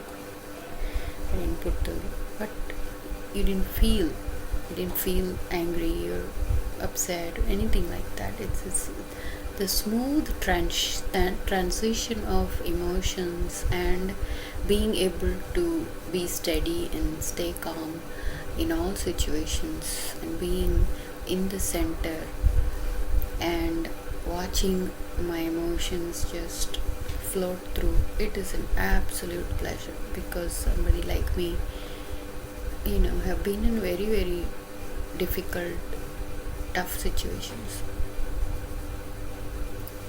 So obviously there was no maturity, and of course there was one part that was always connected in a very sane space within, but very vulnerable, very scared, and perfect. Actually, the first time I connected with that is with my art from within. I just met my old friend, teacher. She is a great artist, and we connected, and she was saying art is divine. It's true. He allows you to use it to survive in the world, but it's priceless. The experience you go through and how you manifest it's priceless. So we're all an artwork that God is perfecting as His masterpiece. It takes time and effort. It's priceless, it's precious, it's cherished, it's beautiful. I met a friend today, and she was saying how nice it would be if this kind of love is shared everywhere and everybody feels this way. I said, that time's coming. It's just takes so much time. It's natural, it's organic, it's not pushed. It seems like it's taking a long time. That's because that's how much our minds can perceive. But what's important is to continue the work within. Whatever work is happening in the body, mind and spirit, that's important to keep up and continue the good work of balancing the emotions and perfecting the mind. We've talked about this before. That work itself will reflect wherever you go. It will reflect, and it will radiate that energy and bring out the awesome beauty wherever you go. It doesn't matter. It's like even if the space is corrupted or contaminated, it clears up the space, it purifies the energy, and wherever you go, this, and the more work you do, the more perfect you become. You're spreading that much energy out, and as an aura, wherever you go, no fear. There's no fear, and you're not connecting with any bad energies. You're not connecting with anything that is poking you or troubling you, or throwing darts. It falls on you like a cotton snowball. Really, you're so high and you're so big in the spirit that you can't even see all those little, you're cleaning up the space. So you get better and better in this cleaning up job, dirty jobs, but it gets better and better, trust me. So mistakes are okay, you learn from it and you move on. And the more you practice that, the more clarity you get in the mind, and the more stronger your spirit gets.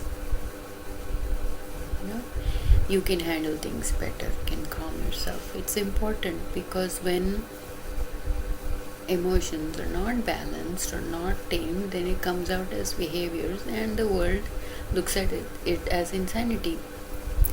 They all have within each other. It's a mutual thing.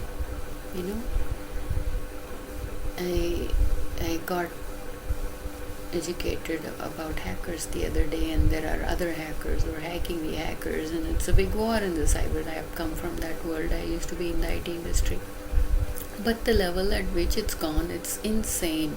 And there are people out there freely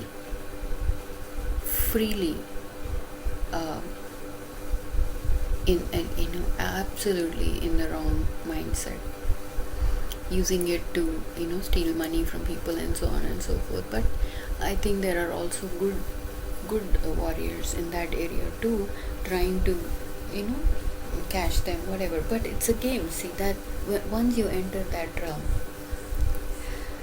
and you talk about it, mistakes or whatever, sin or whatever, the wrongness of the world and all, then you're in that.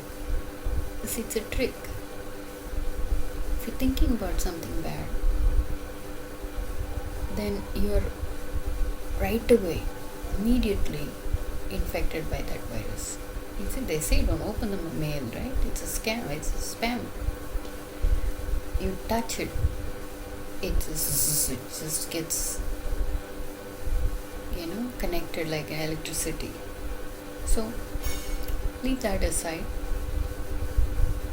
Let the space do what it's doing in the space, and that's that. You can always choose to be in a state of emotion that is pleasant. You can choose it. That's what the war is all about. Okay?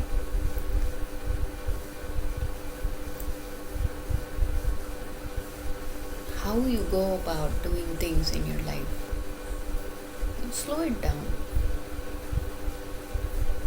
and look at it. Lay down on the table and look at it every day, one by one, and clean it up and clear it out. So it's like magnifying. When you're becoming bigger and bigger in the spirit, and more mature and more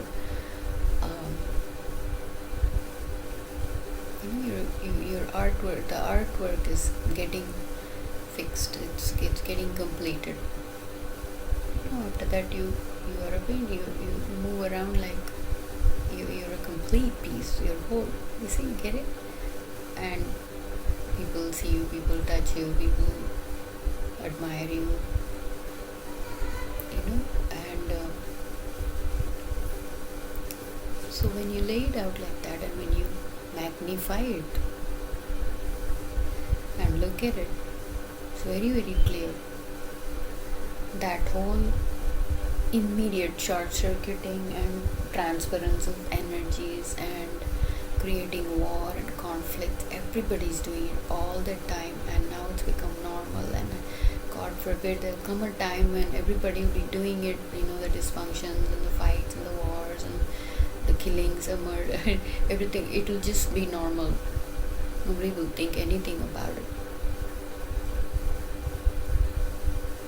And something like this would be like, huh? What are you talking about? Which world are you in? Right?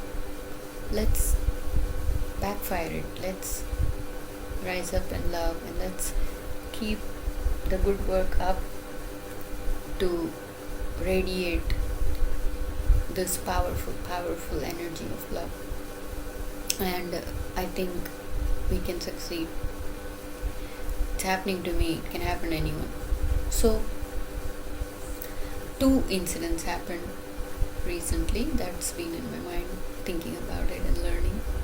Went to the shop, nearby shop, and went to buy something, and I didn't notice there was another guy, old man, doing something, buy something. I was just waiting patiently. See, I'm trying to be a good person wherever I go.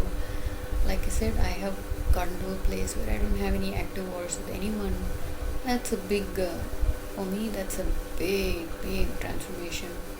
And I feel peaceful and I feel good. I think the war within myself has subsided, and I'm kind of, reconciled with the created being that is me, and I've come a long way. So everywhere I go, I try to be friendly and I try to diffuse any negative energies. And be good, be patient, whatever work that needs to be done as a human being.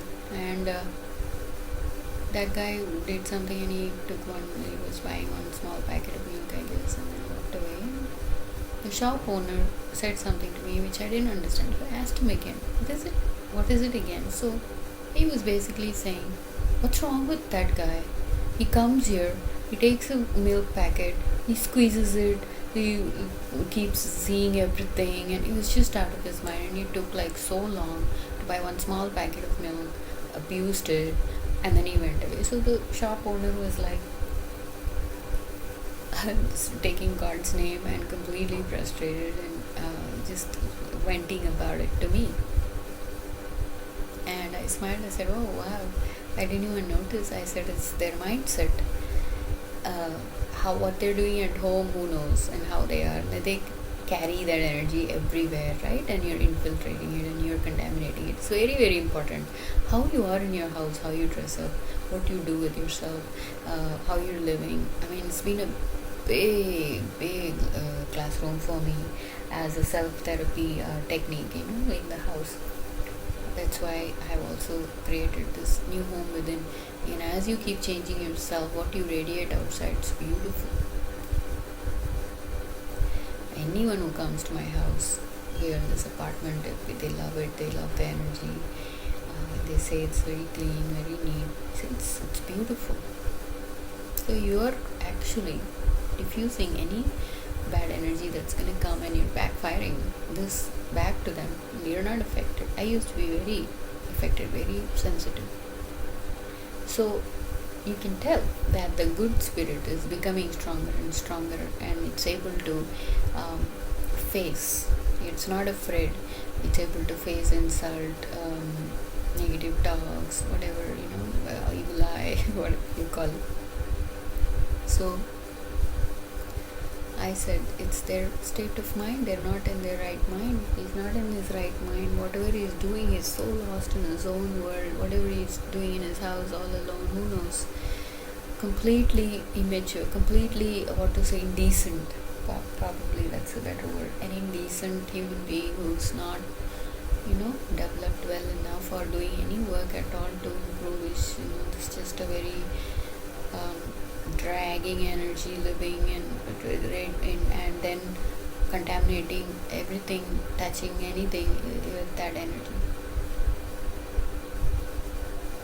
So he was mentioning, you notice people like that, and you learn what not to do, or oh wow, you have no idea you're doing it, but that's what you're doing, and you're not aware. Basically, you're not awake. You're so lost. Like I tell people, if you have an angry thought in your mind, or you just fought with somebody and you're carrying that, you've not processed it, it's not finished, you carry it, shows in your face. And then you're throwing it on somebody else, and you're throwing it on somebody else. You see? You have to do the work to finish it within yourself. Take your time. That's what we came here to do. That's the work. Look inside yourself and see what can I do to make myself a better person. What is the bloody work we have to do here? Stop this whole trashing and putting dumping it on everybody else. Everybody else is the problem. Come on, we can be better with each other. We have the teachings, we know what's right, what's wrong. Even in that world outside, they don't tolerate scandals or whatever within themselves. Come on, we know what's right, what's not. So that was a theme that was going on, that they're not awake or aware and they don't know what they're doing, and they're just dragging this energy. They don't mean it.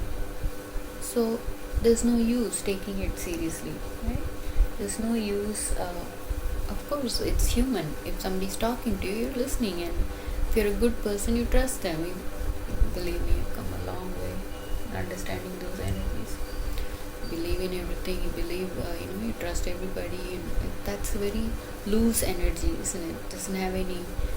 You don't have the confidence to carry out your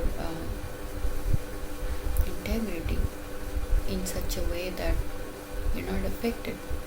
You don't want to hurt anyone, especially your own self. So today what happened? Another incident this morning or afternoon, I guess. I had to go to the canteen to eat.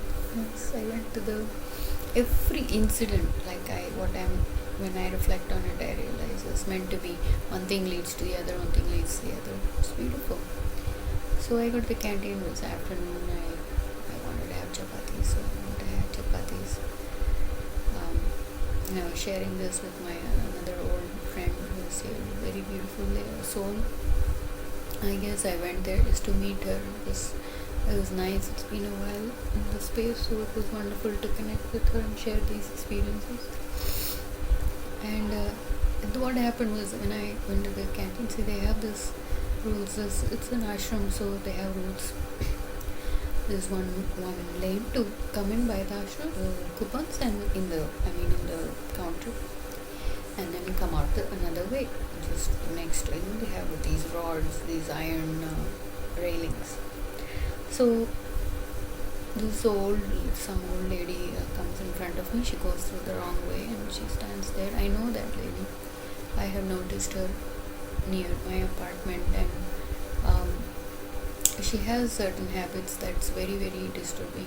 Early morning, she screams, somebody's throwing trash, and she's very, very upset about others being very bad and things like that. And I'm going, wow, this is like a child, so sensitive and so violent and so aggressive. But she really thinks she's good, and she probably thinks she's doing a great job by pushing people away like that, by shouting and yelling. No, it's important to look within and keep doing the work. The level at which it is an addictive nature, trust me, I've done it before. Being a policeman, being a security, finding faults with that, it's draining. At one point, you're going to go, I'm going to stop doing that, because it's only draining my energy. Let me look at how many mistakes I have. Okay, they're doing that. How am I going to react to it? Am I going to join that? Am I going to keep giving it the food that it's, provoking me to do it? And then he's complaining to this one, complaining to that one. She wants to fix it. They listen, then they don't listen. This garbage problem was here, and it really pissed everybody off, but there were some who just cruised through it. There was a strike and the garbage piled up everywhere, and it affected many people. Everything that's happening, every little thing that's happening, it's inviting you to do the work and to be a better person. Watch your reactions. higher, you go higher in yourself, you know. So I've seen this lady do that, screaming bloody murder early in the morning, and the sound and the noise vibrates everywhere. Uh, and it's very, very disturbing, very disturbed. She's very disturbed all the time. What a mind! And then so that was the lady that was there, and she was on the wrong side. She tortures the person who was giving the coupon. And she seemed very kind. She was talking really nice, but the matter and how she was talking and what she said was absolute mess, insanity. And telling the lady to give the coupon, she was not telling what she wants. So what a straight mind would do: give the money, get what you want, and go, right? Go the right way. No, everything wrong. She did everything wrong. Everything she was doing was wrong. And the lady in the counter was also getting irritated. Giving this money, then taking it back, then, a whole bunch of confused, activities. I was just waiting. I realized that's why I'm calling it masterpiece, because it's fine tuning your mental state, it's fine tuning your attitude and your awareness. I actually went behind her, stood in the line. Then I realized that was the wrong line. So I came around, took a U-turn, and I came on the right line. But I still let her go in the front and take. And then I got mine. And then I said, excuse me, because I wanted to go the right way. And she's saying, you're coming the wrong way. You're in the wrong lane. You have to come this way. So I looked at her straight because I was awake. I am aware. I did the work. Now I'm facing that absolutely crazy energy that is now actually testing me, throwing it. It's intense. It's intense, being around that aura. Telling me that I'm doing the wrong thing. Demanding a reaction, because that's what she does. So she's thinking, she wants that from everybody else. So I said, no, this is the right way to go. Excuse me, and I went. And she was shocked. What? I am wrong? You see? Yes, she was completely wrong. But then she was carrying this an absolute denial of, an assured truth, but completely floating in a lie. We could see it, but she couldn't. So what to do? Lost minds, right? So then when she left, the counter lady started to complain to me that I can't believe that lady was doing this to me. She's giving me the money and telling me to give her the, calculate how many coupons. She can just tell me how what she wants and I'll give it, right? So I told her, I'm blessing giving a word of comfort, because I understood. See, this is a very trained mind. I have come a long way, like I said, doing the work. In the natural, anybody would just react because they're thinking that person is saying something wrong. So then you get offended. Now you're supposed to fight with her and saying you're the wrong one. Then she's, so then it goes on like that, the transference, and now there's a big war, dysfunction. But as you do this work, you observe and you prepare yourself to be aware and ready to face it and to do the work properly without being lost in some other thought. That's why your sadness, your whatever you have, your offenses and your grievances, you have to do the work within. It's your work. It's there inside of you. You created it or you carried it. You have to do it within yourself and make sure that when you're presenting yourself to anybody or to the world, you're presenting yourself to God. So you have to be at your best in the center. So then, instead of hurting the person that's already hurt, you're actually helping them with your good aura and with your good sense, with your straight mind. I think she was really shocked because in her mind she's the best policeman, right? But she was wrong, completely wrong. I think that was God showing her that something's not right with her. Nothing's wrong with her. So this lady, I told her, I know this lady, she lives nearby, and she does that with everybody, calling them wrong when she's the one who's completely wrong. So I said, I have sympathy for her because I don't think she's right in her mind. She's sad. I says, they have everything here. They can be very happy, but they're not. And so the lady smiles, and we finished our, kind of diffused that energy that, we kind of, diffused that bomb, reset ourselves in a way back, and then moved on. I saw that lady somewhere else, and I could just feel the energy just hitting me, and I just turned, and she was right there staring at me. I was so mad. I just turned away, and I didn't give it any energy, because again, even a non-verbal transfer like that can affect you. Think about it. You're touching so many people, you're moving around, you don't even know that person, but eye contact's happening, this is happening, that's happening. There's a whole bunch of confused energies just floating around.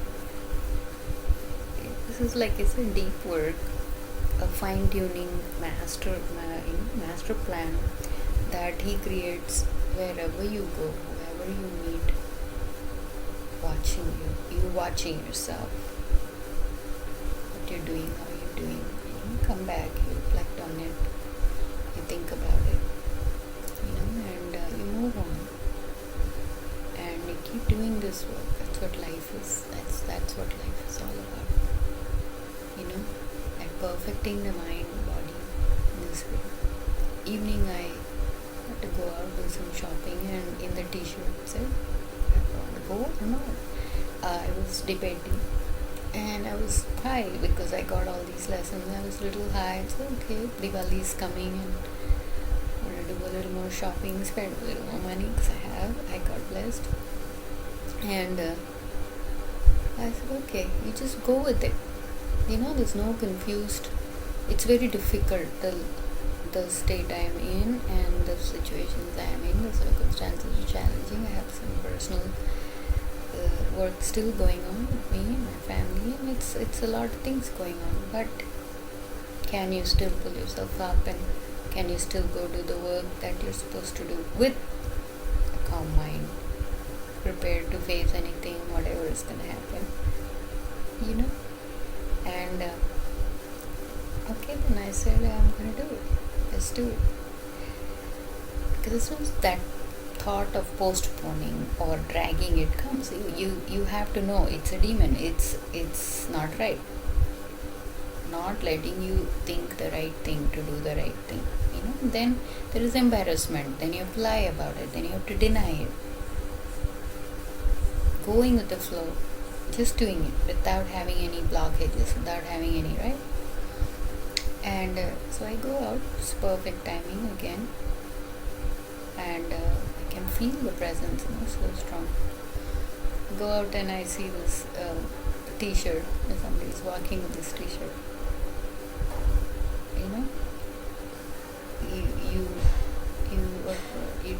It said, take the risk or lose the chance. I smiled. It's okay. These kind of things happen a lot. I'm used to it now. And I see it. I cherish it. For me, because I have some physical limitations, so for me every little thing I do has to be planned, and I have to choose wisely. If I overdo it, then I break down, then then that starts. So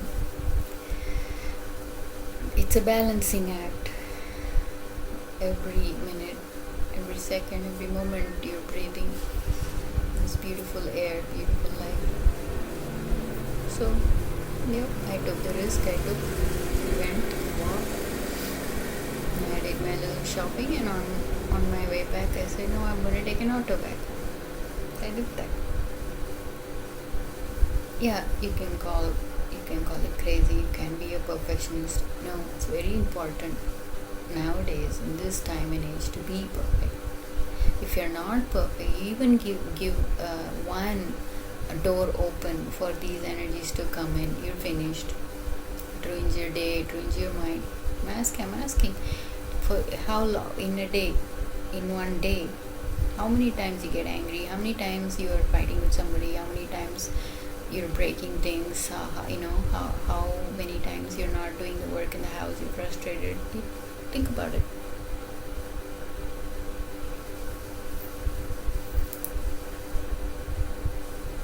You have to keep up with it, you have to maintain it. You have a closet, fold your clothes and keep. It's not like you keep it dirty and you have bad habits and then once in a month you just clean it up with the aggressive energy and then call it great. No, every day. If you do it every day, when you fold clothes and you keep it neatly, then it's clean all the time. You don't have any frustrated energies in the house. It's important, dear friends. Please understand what I'm trying to share here. We all want to be happy. We all want to be loved. We all want to have good friends and have a good life, don't we? It's time to make that change. It's time to let the artist, create the masterpiece in you that you can become. You're capable. You'll create it. You'll create it. The perfect Godhead that you can become in your form, in your way, in your personality, in your character. It's beautiful. It's the highest level of enlightenment. It's the most beautiful way of realizing yourself. It's way more easier being in a family. You need somebody to brush, to have that friction to get the goodness out. You need it. The body of God is in a family, and you do it with each other. You do it within. Don't just get intoxicated with this toxic world and become numb to the sensitivity of goodness and feelings of divine virtues. It's all there. Let it rise. Let the world within be a better place for you to live in, so the spirit's not squirming all the time. Let it accept what God has given. Acceptance is a very awesome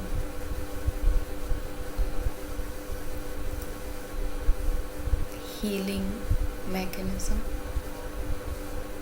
to cope, to put up with, to overcome, to rise up. So let's live life just as beautiful as we are and realize that we are the masterpiece of God, and let everyone enjoy seeing this beauty, sharing it, like we are one, and be the priceless, cherished treasure that we are as a created being. We have the whole universe. I was sharing with my friend inside of us. So she was saying, I don't know, where were you? I didn't see you. I said, why? What are you panicking about?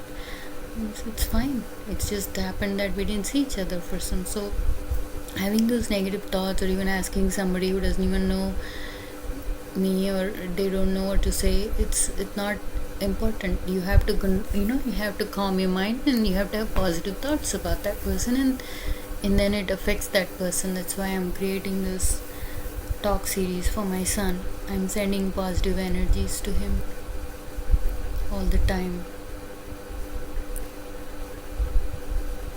You have to let children grow up on their own. This controlling energy has to stop so much.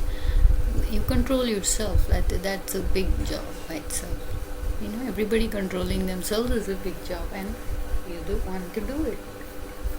This whole concept of controlling somebody else, that's what that lady was teaching today. Everything around, trying to control everything around when you're so wrong about it. First of all, imagine. And you think you can be in control. No. Any kind of insanity can be healed with God's grace and the power of the strength that can arise from within can be done. So God bless her, God bless everybody today who taught lessons, and move on, and we'll have a wonderful day tomorrow.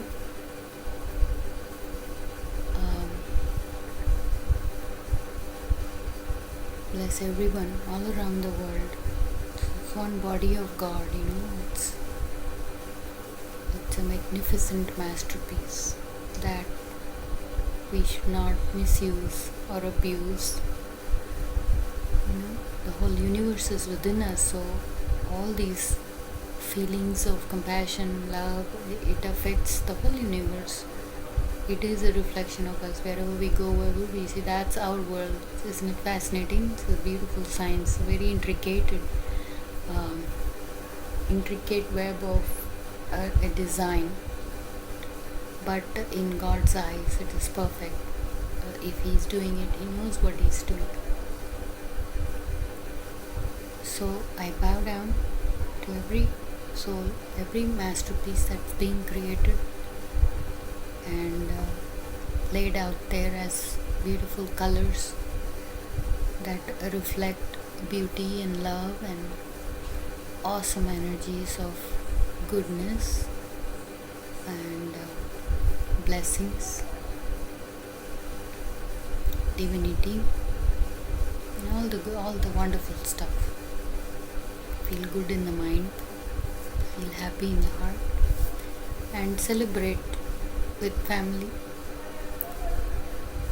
A very happy Diwali to everyone. It's a very nice festival to light candles and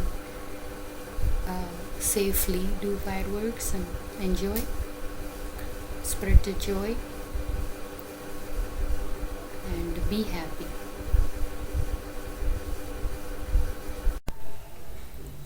Hi, hello there, beautiful souls.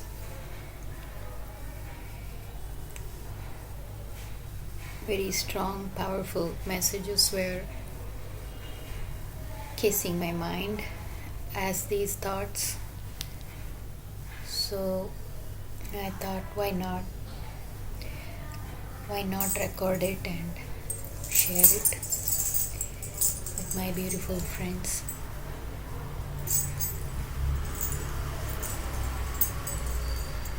A beautiful Sunday morning today.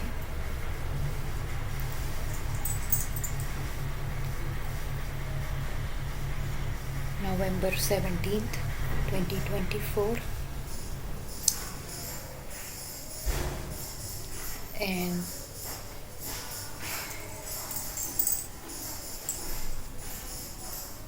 a beautiful day to share some good food as thoughts of the mind.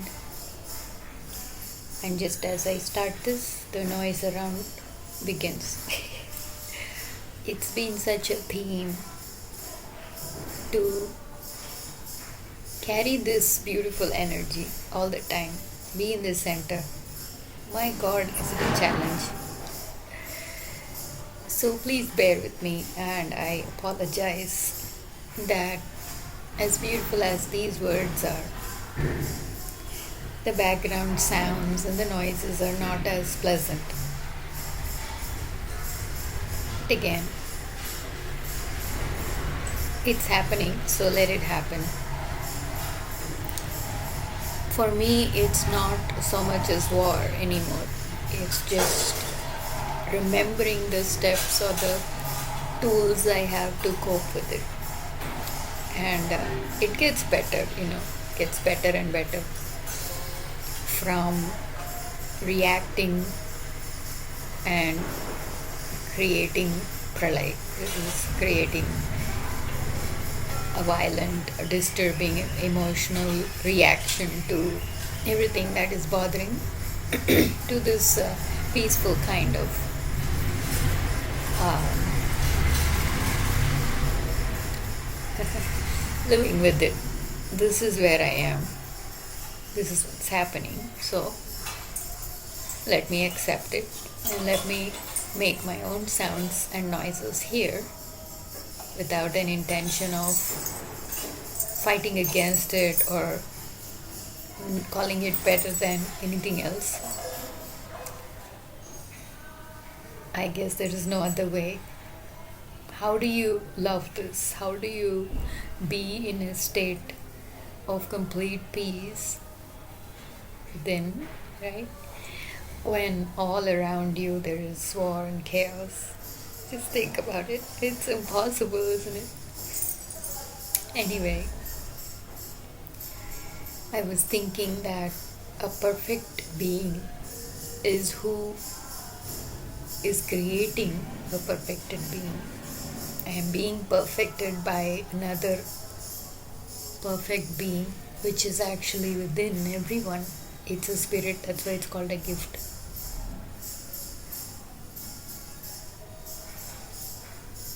We try not to mention any kind of available procedures or rituals or out there, because this is something very new. I think it's never happened, or it just seems like that to me personally.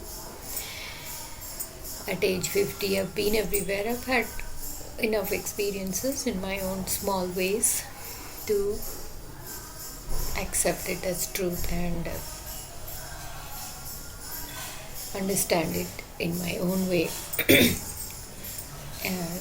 As these talks of wisdom and beautiful energy just is rising up from within me. So everyone has their plate, because we are being perfected. We are, if it is true that we are sparks of the one big divine, then we're just that small. So, but again, we cannot underestimate an ember. Just a spark is enough to ignite the fire. That's how powerful it is. And one person doing it, one heart, sending out love to everyone, in spite of what's happening in their lives, regardless of how challenging their situation is in the space that they are in. I think it is powerful enough to touch every heart like theirs and minds, especially when you have created someone like you. Like if you're a mother, your parents, or you have family.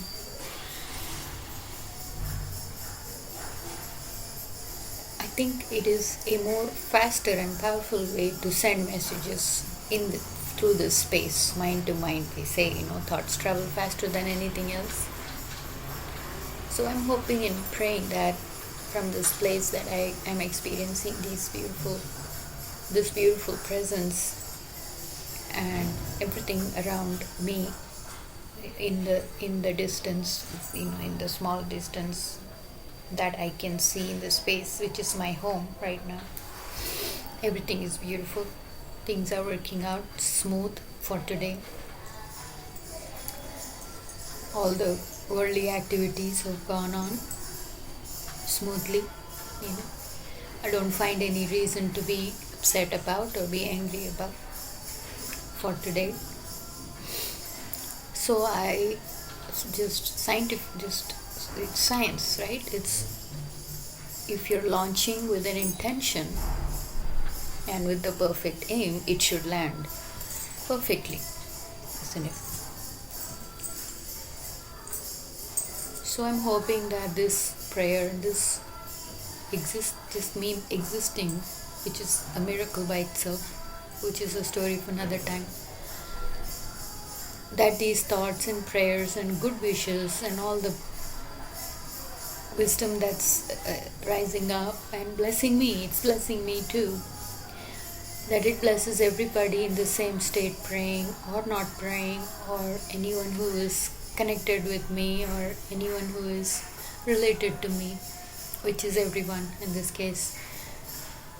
We are all related, we're all made from the same spark. So we're sending love and prayers to all of them, and it will fire up all these neurons in the intricate paths that we are connected with and within. We're all on a journey, on a path. So may all these paths be lighted up with awesome goodness, clearance, security clearance, smooth traveling, beautiful landing.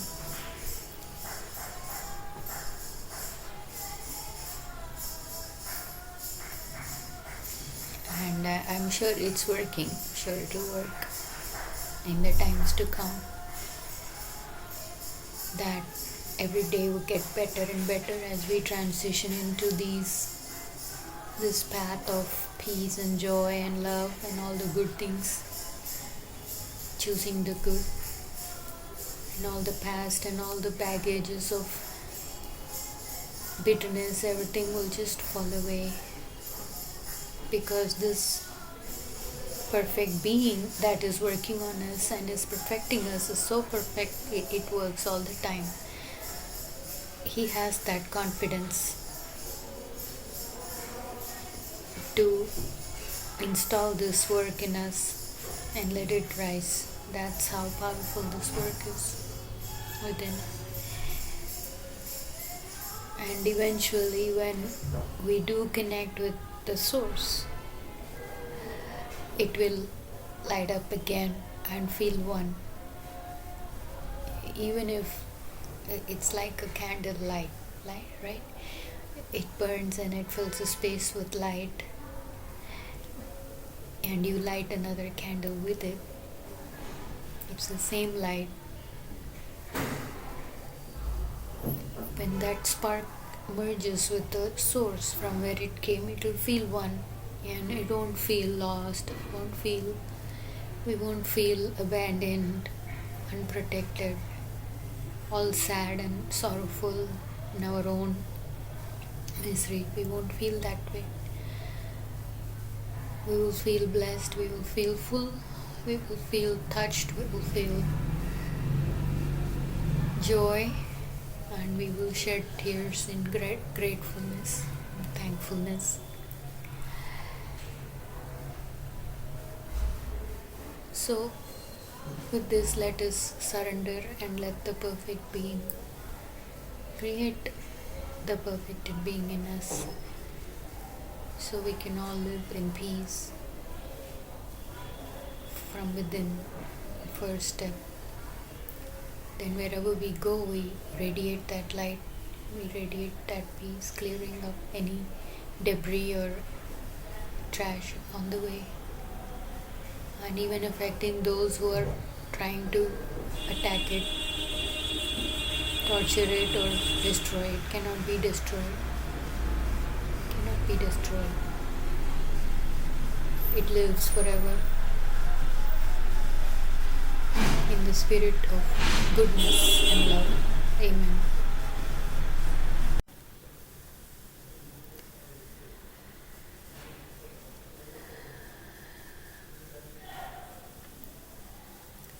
This thing we are doing,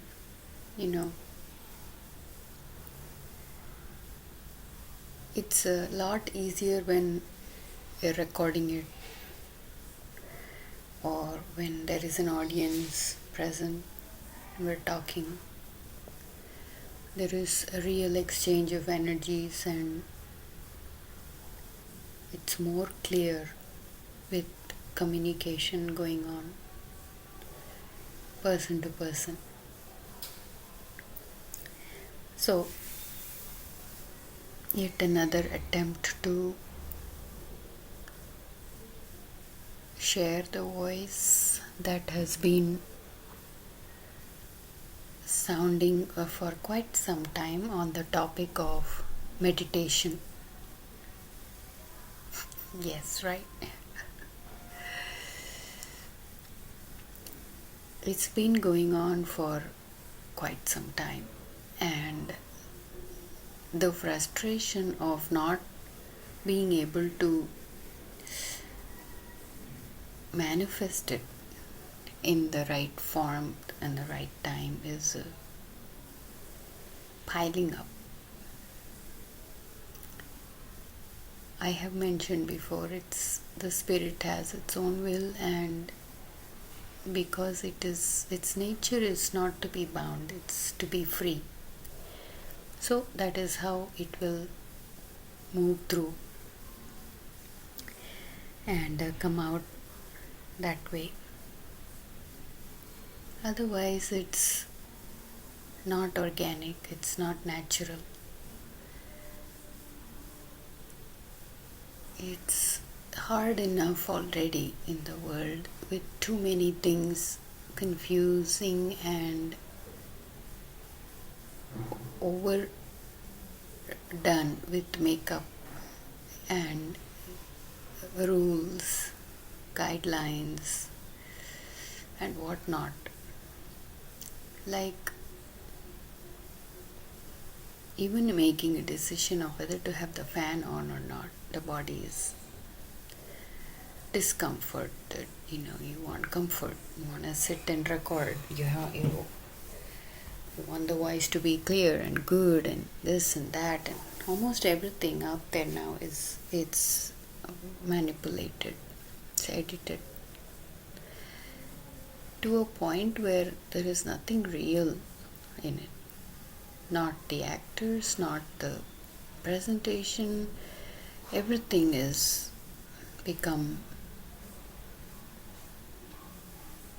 an artificial thing.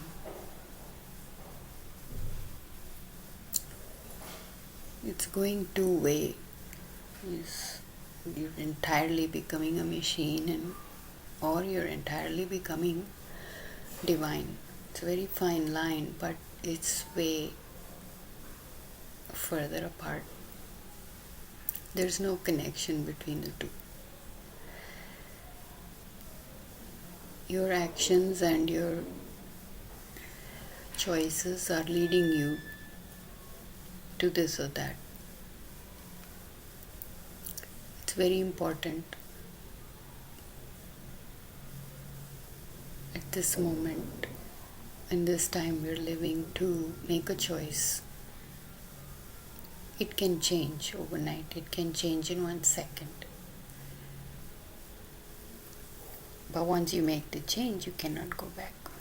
There's no more time for playing around or not meaning what you say. Let's get a little serious here. A little serious for our soul's sake. For the pain and suffering the body is going through or has taken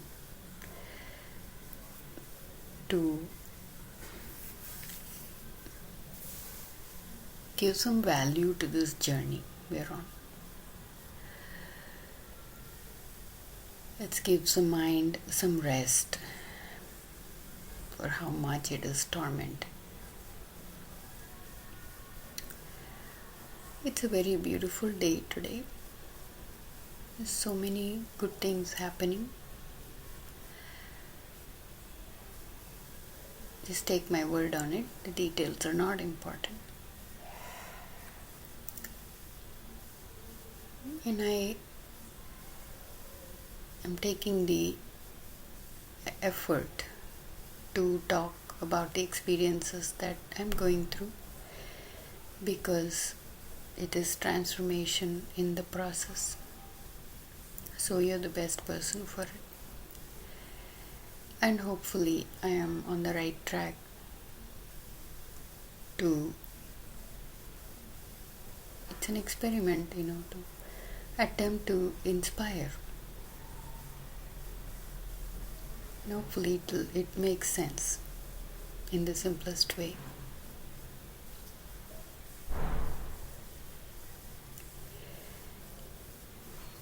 I did this and that, and I was accumulating activities for the day, going along well, getting along.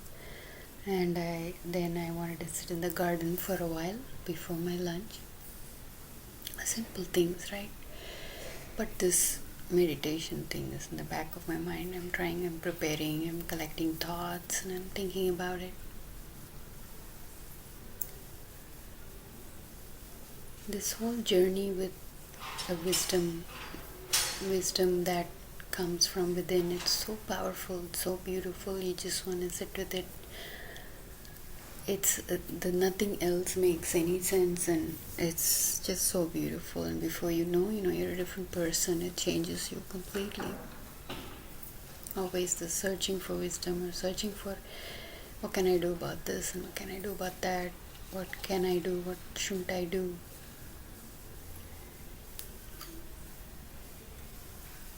Wisdom is really a great friend. It sets you free if you're honest and truthful.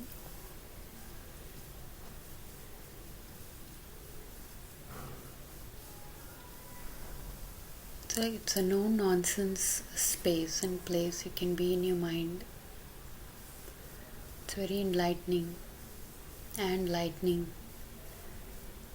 and it fills one with the confidence of the self to live, move on, make sense to your life. So sitting in the garden, and it's supposed to be peaceful. It's really beautiful, well maintained. Bless the gardeners. And they have a board that says silence. But almost nowadays, there is no respect for rules, or it's gone beyond and above control. And people sit there unaware, not conscious. Even if they see it, they don't take it seriously. There was a person sitting with the phone and loudly playing something and filling the space with sounds. In the natural, one gets angry, one gets upset. I'm sitting here for meditation, and how dare somebody disturbs me? How can somebody break the rule? It says silence clearly. But again, it's war. Then it'll get into war. I have done a lot of work. A lot of work has been done on me to be able to capture my thoughts, think about it, give it some space, and now it's happening a little in an easier way. So my speculated analysis is that I'm getting better. And I hope that's true.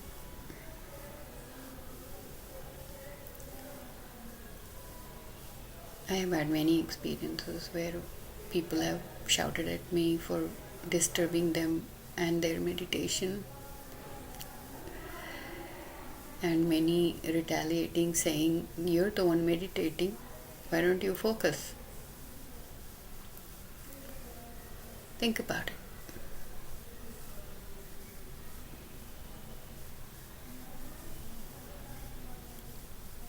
So I didn't react, I just kept quiet. I watched my thoughts, and I had promised myself a while ago that I'll stop being this police, correcting everything and everyone around me. I mean, it's draining.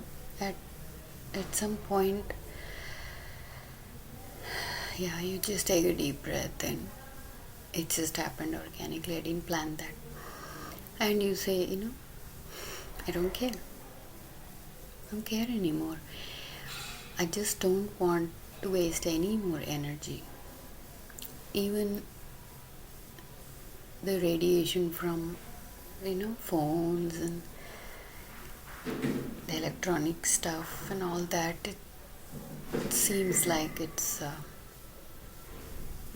needs to be controlled. Before even you're overpowered and overwhelmed, and now you're all bombarded with crazy energies you don't have any control of. Anyway, I had told myself I'm gonna stop doing that, so I didn't. And I used it as a background noise and I just went inside. I did better than I thought, but I could do better. So that's it. It's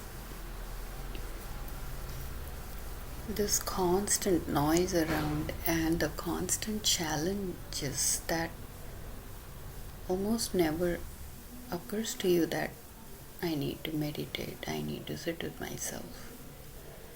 You're so one with the chaos outside. Nobody is thinking that it even needs to be changed. Everything is a norm now. But I'm thinking that the time has come when everyone is going to get a wake up call. You're just going to be shaken from that sleepwalking and dreaming and this fictitious fantasy based reality, you know, and start all over again, you know.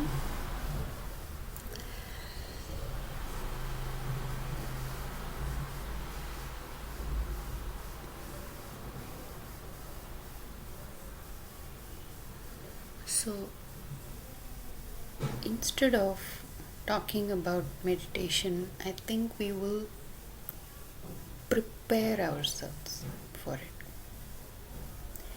Let's not fool ourselves. Yeah, you can sit, you can do this activity, you can do that activity, you can be in a group. Again, see, when you're in a group, everybody's watching, somebody's taking a video, so you're gonna do. You might pretend, you might act it out, but it might never be an honest, truthful experience. Everyone, I think, has to create that space in your mind, like a background app. You have to keep it running. Otherwise, it'll be like a ritualistic, like a made-up thing. Like I was talking about how much effort is being put into setting up the mic. This has to be perfect. That has to be perfect. Should I keep the fan on or not?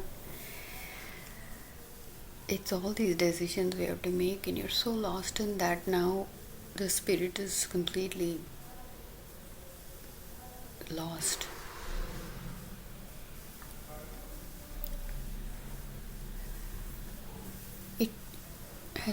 There has to be a balance.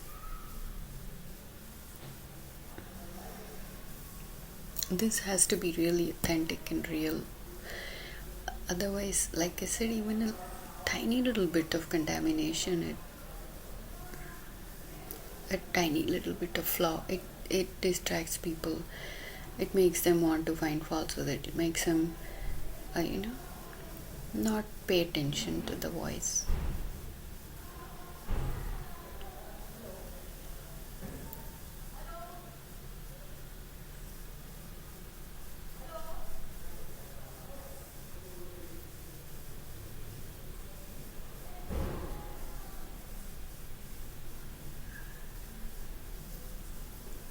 Awareness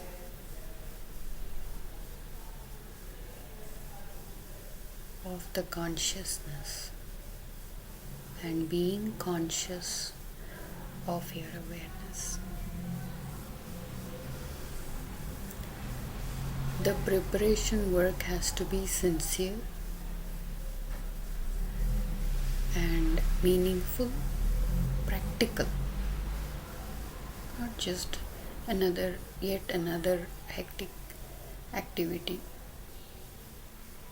to fit in your life.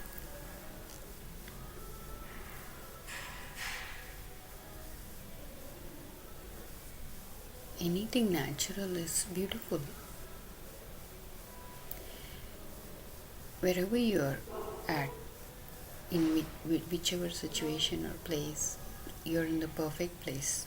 Just take my word on that. Trust me. On faith, accept it. We will begin from there.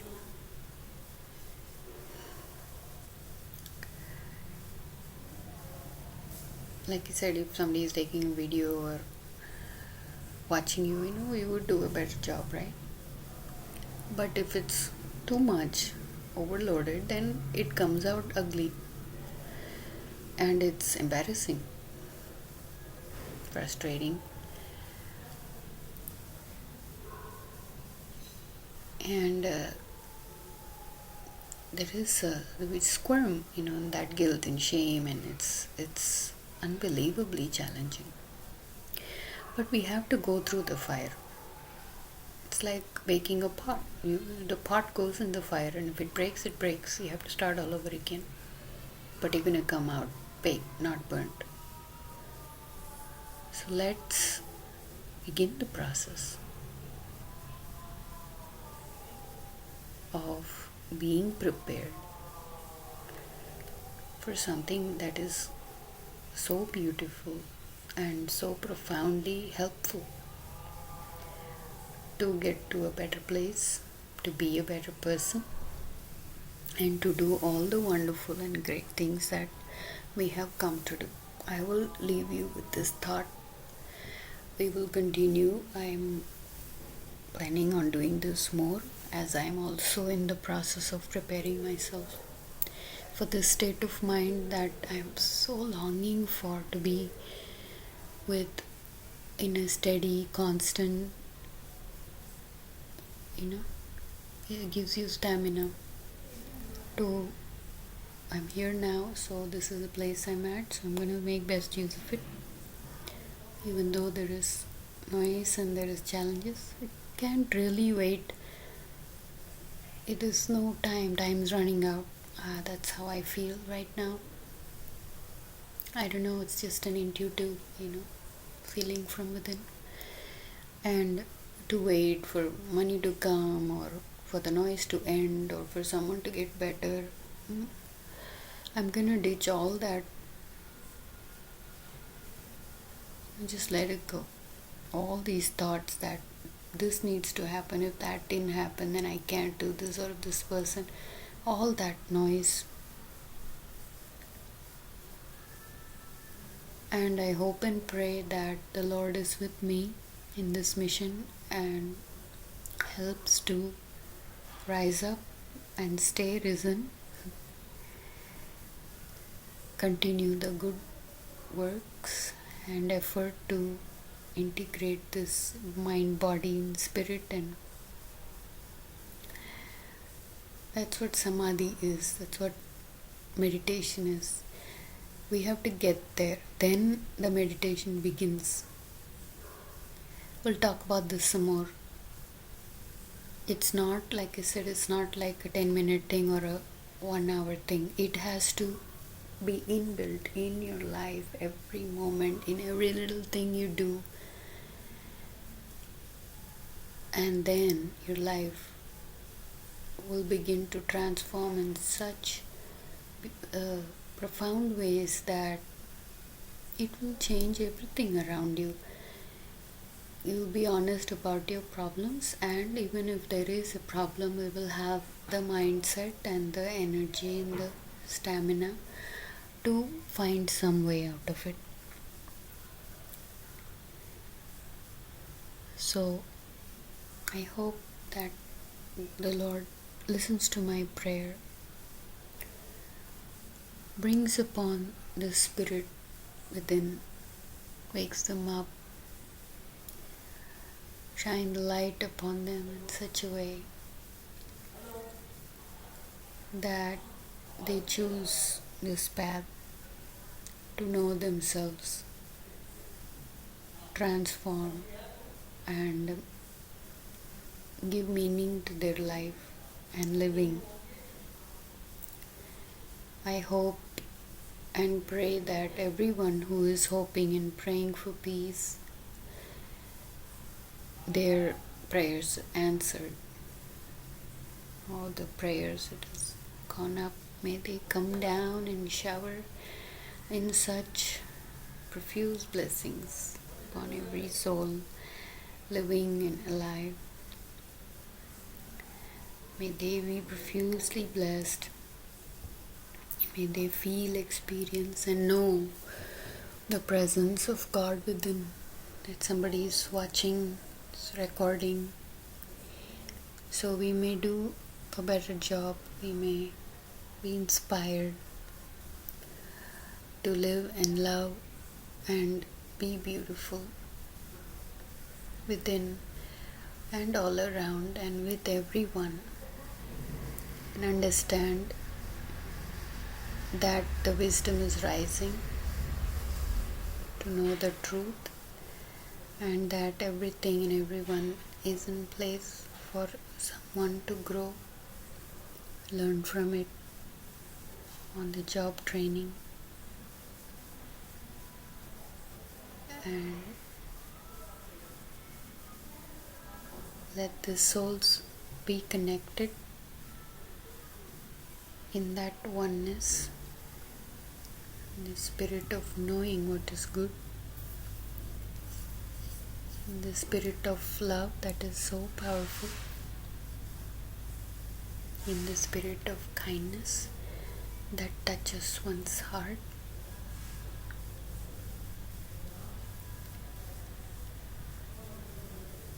I pray that all the mothers' prayers are answered,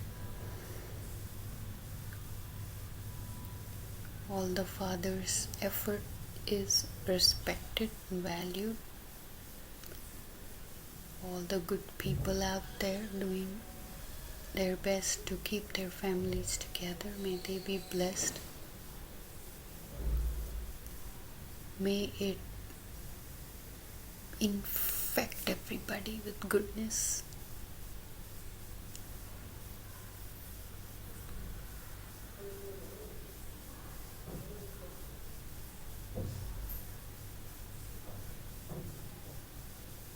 May they come to an agreement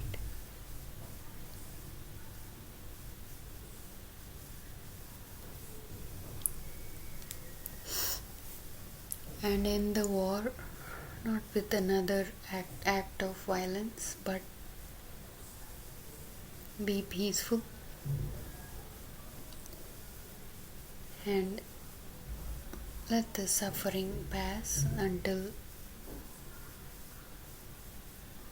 it is finished.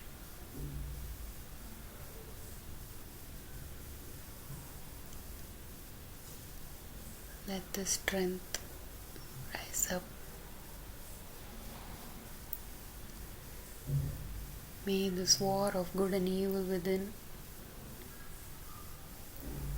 be profoundly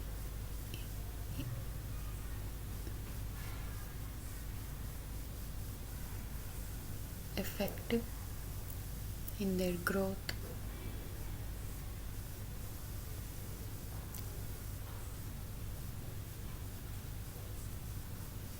May we all play a role and part to create the new age, new era, golden age, which begins from within.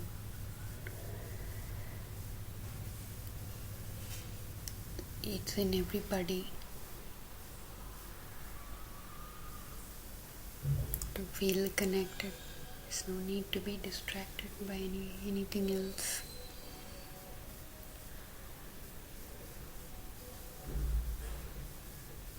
And may peace and joy find its way into the hearts and minds and lives of all the children of this world. Amen.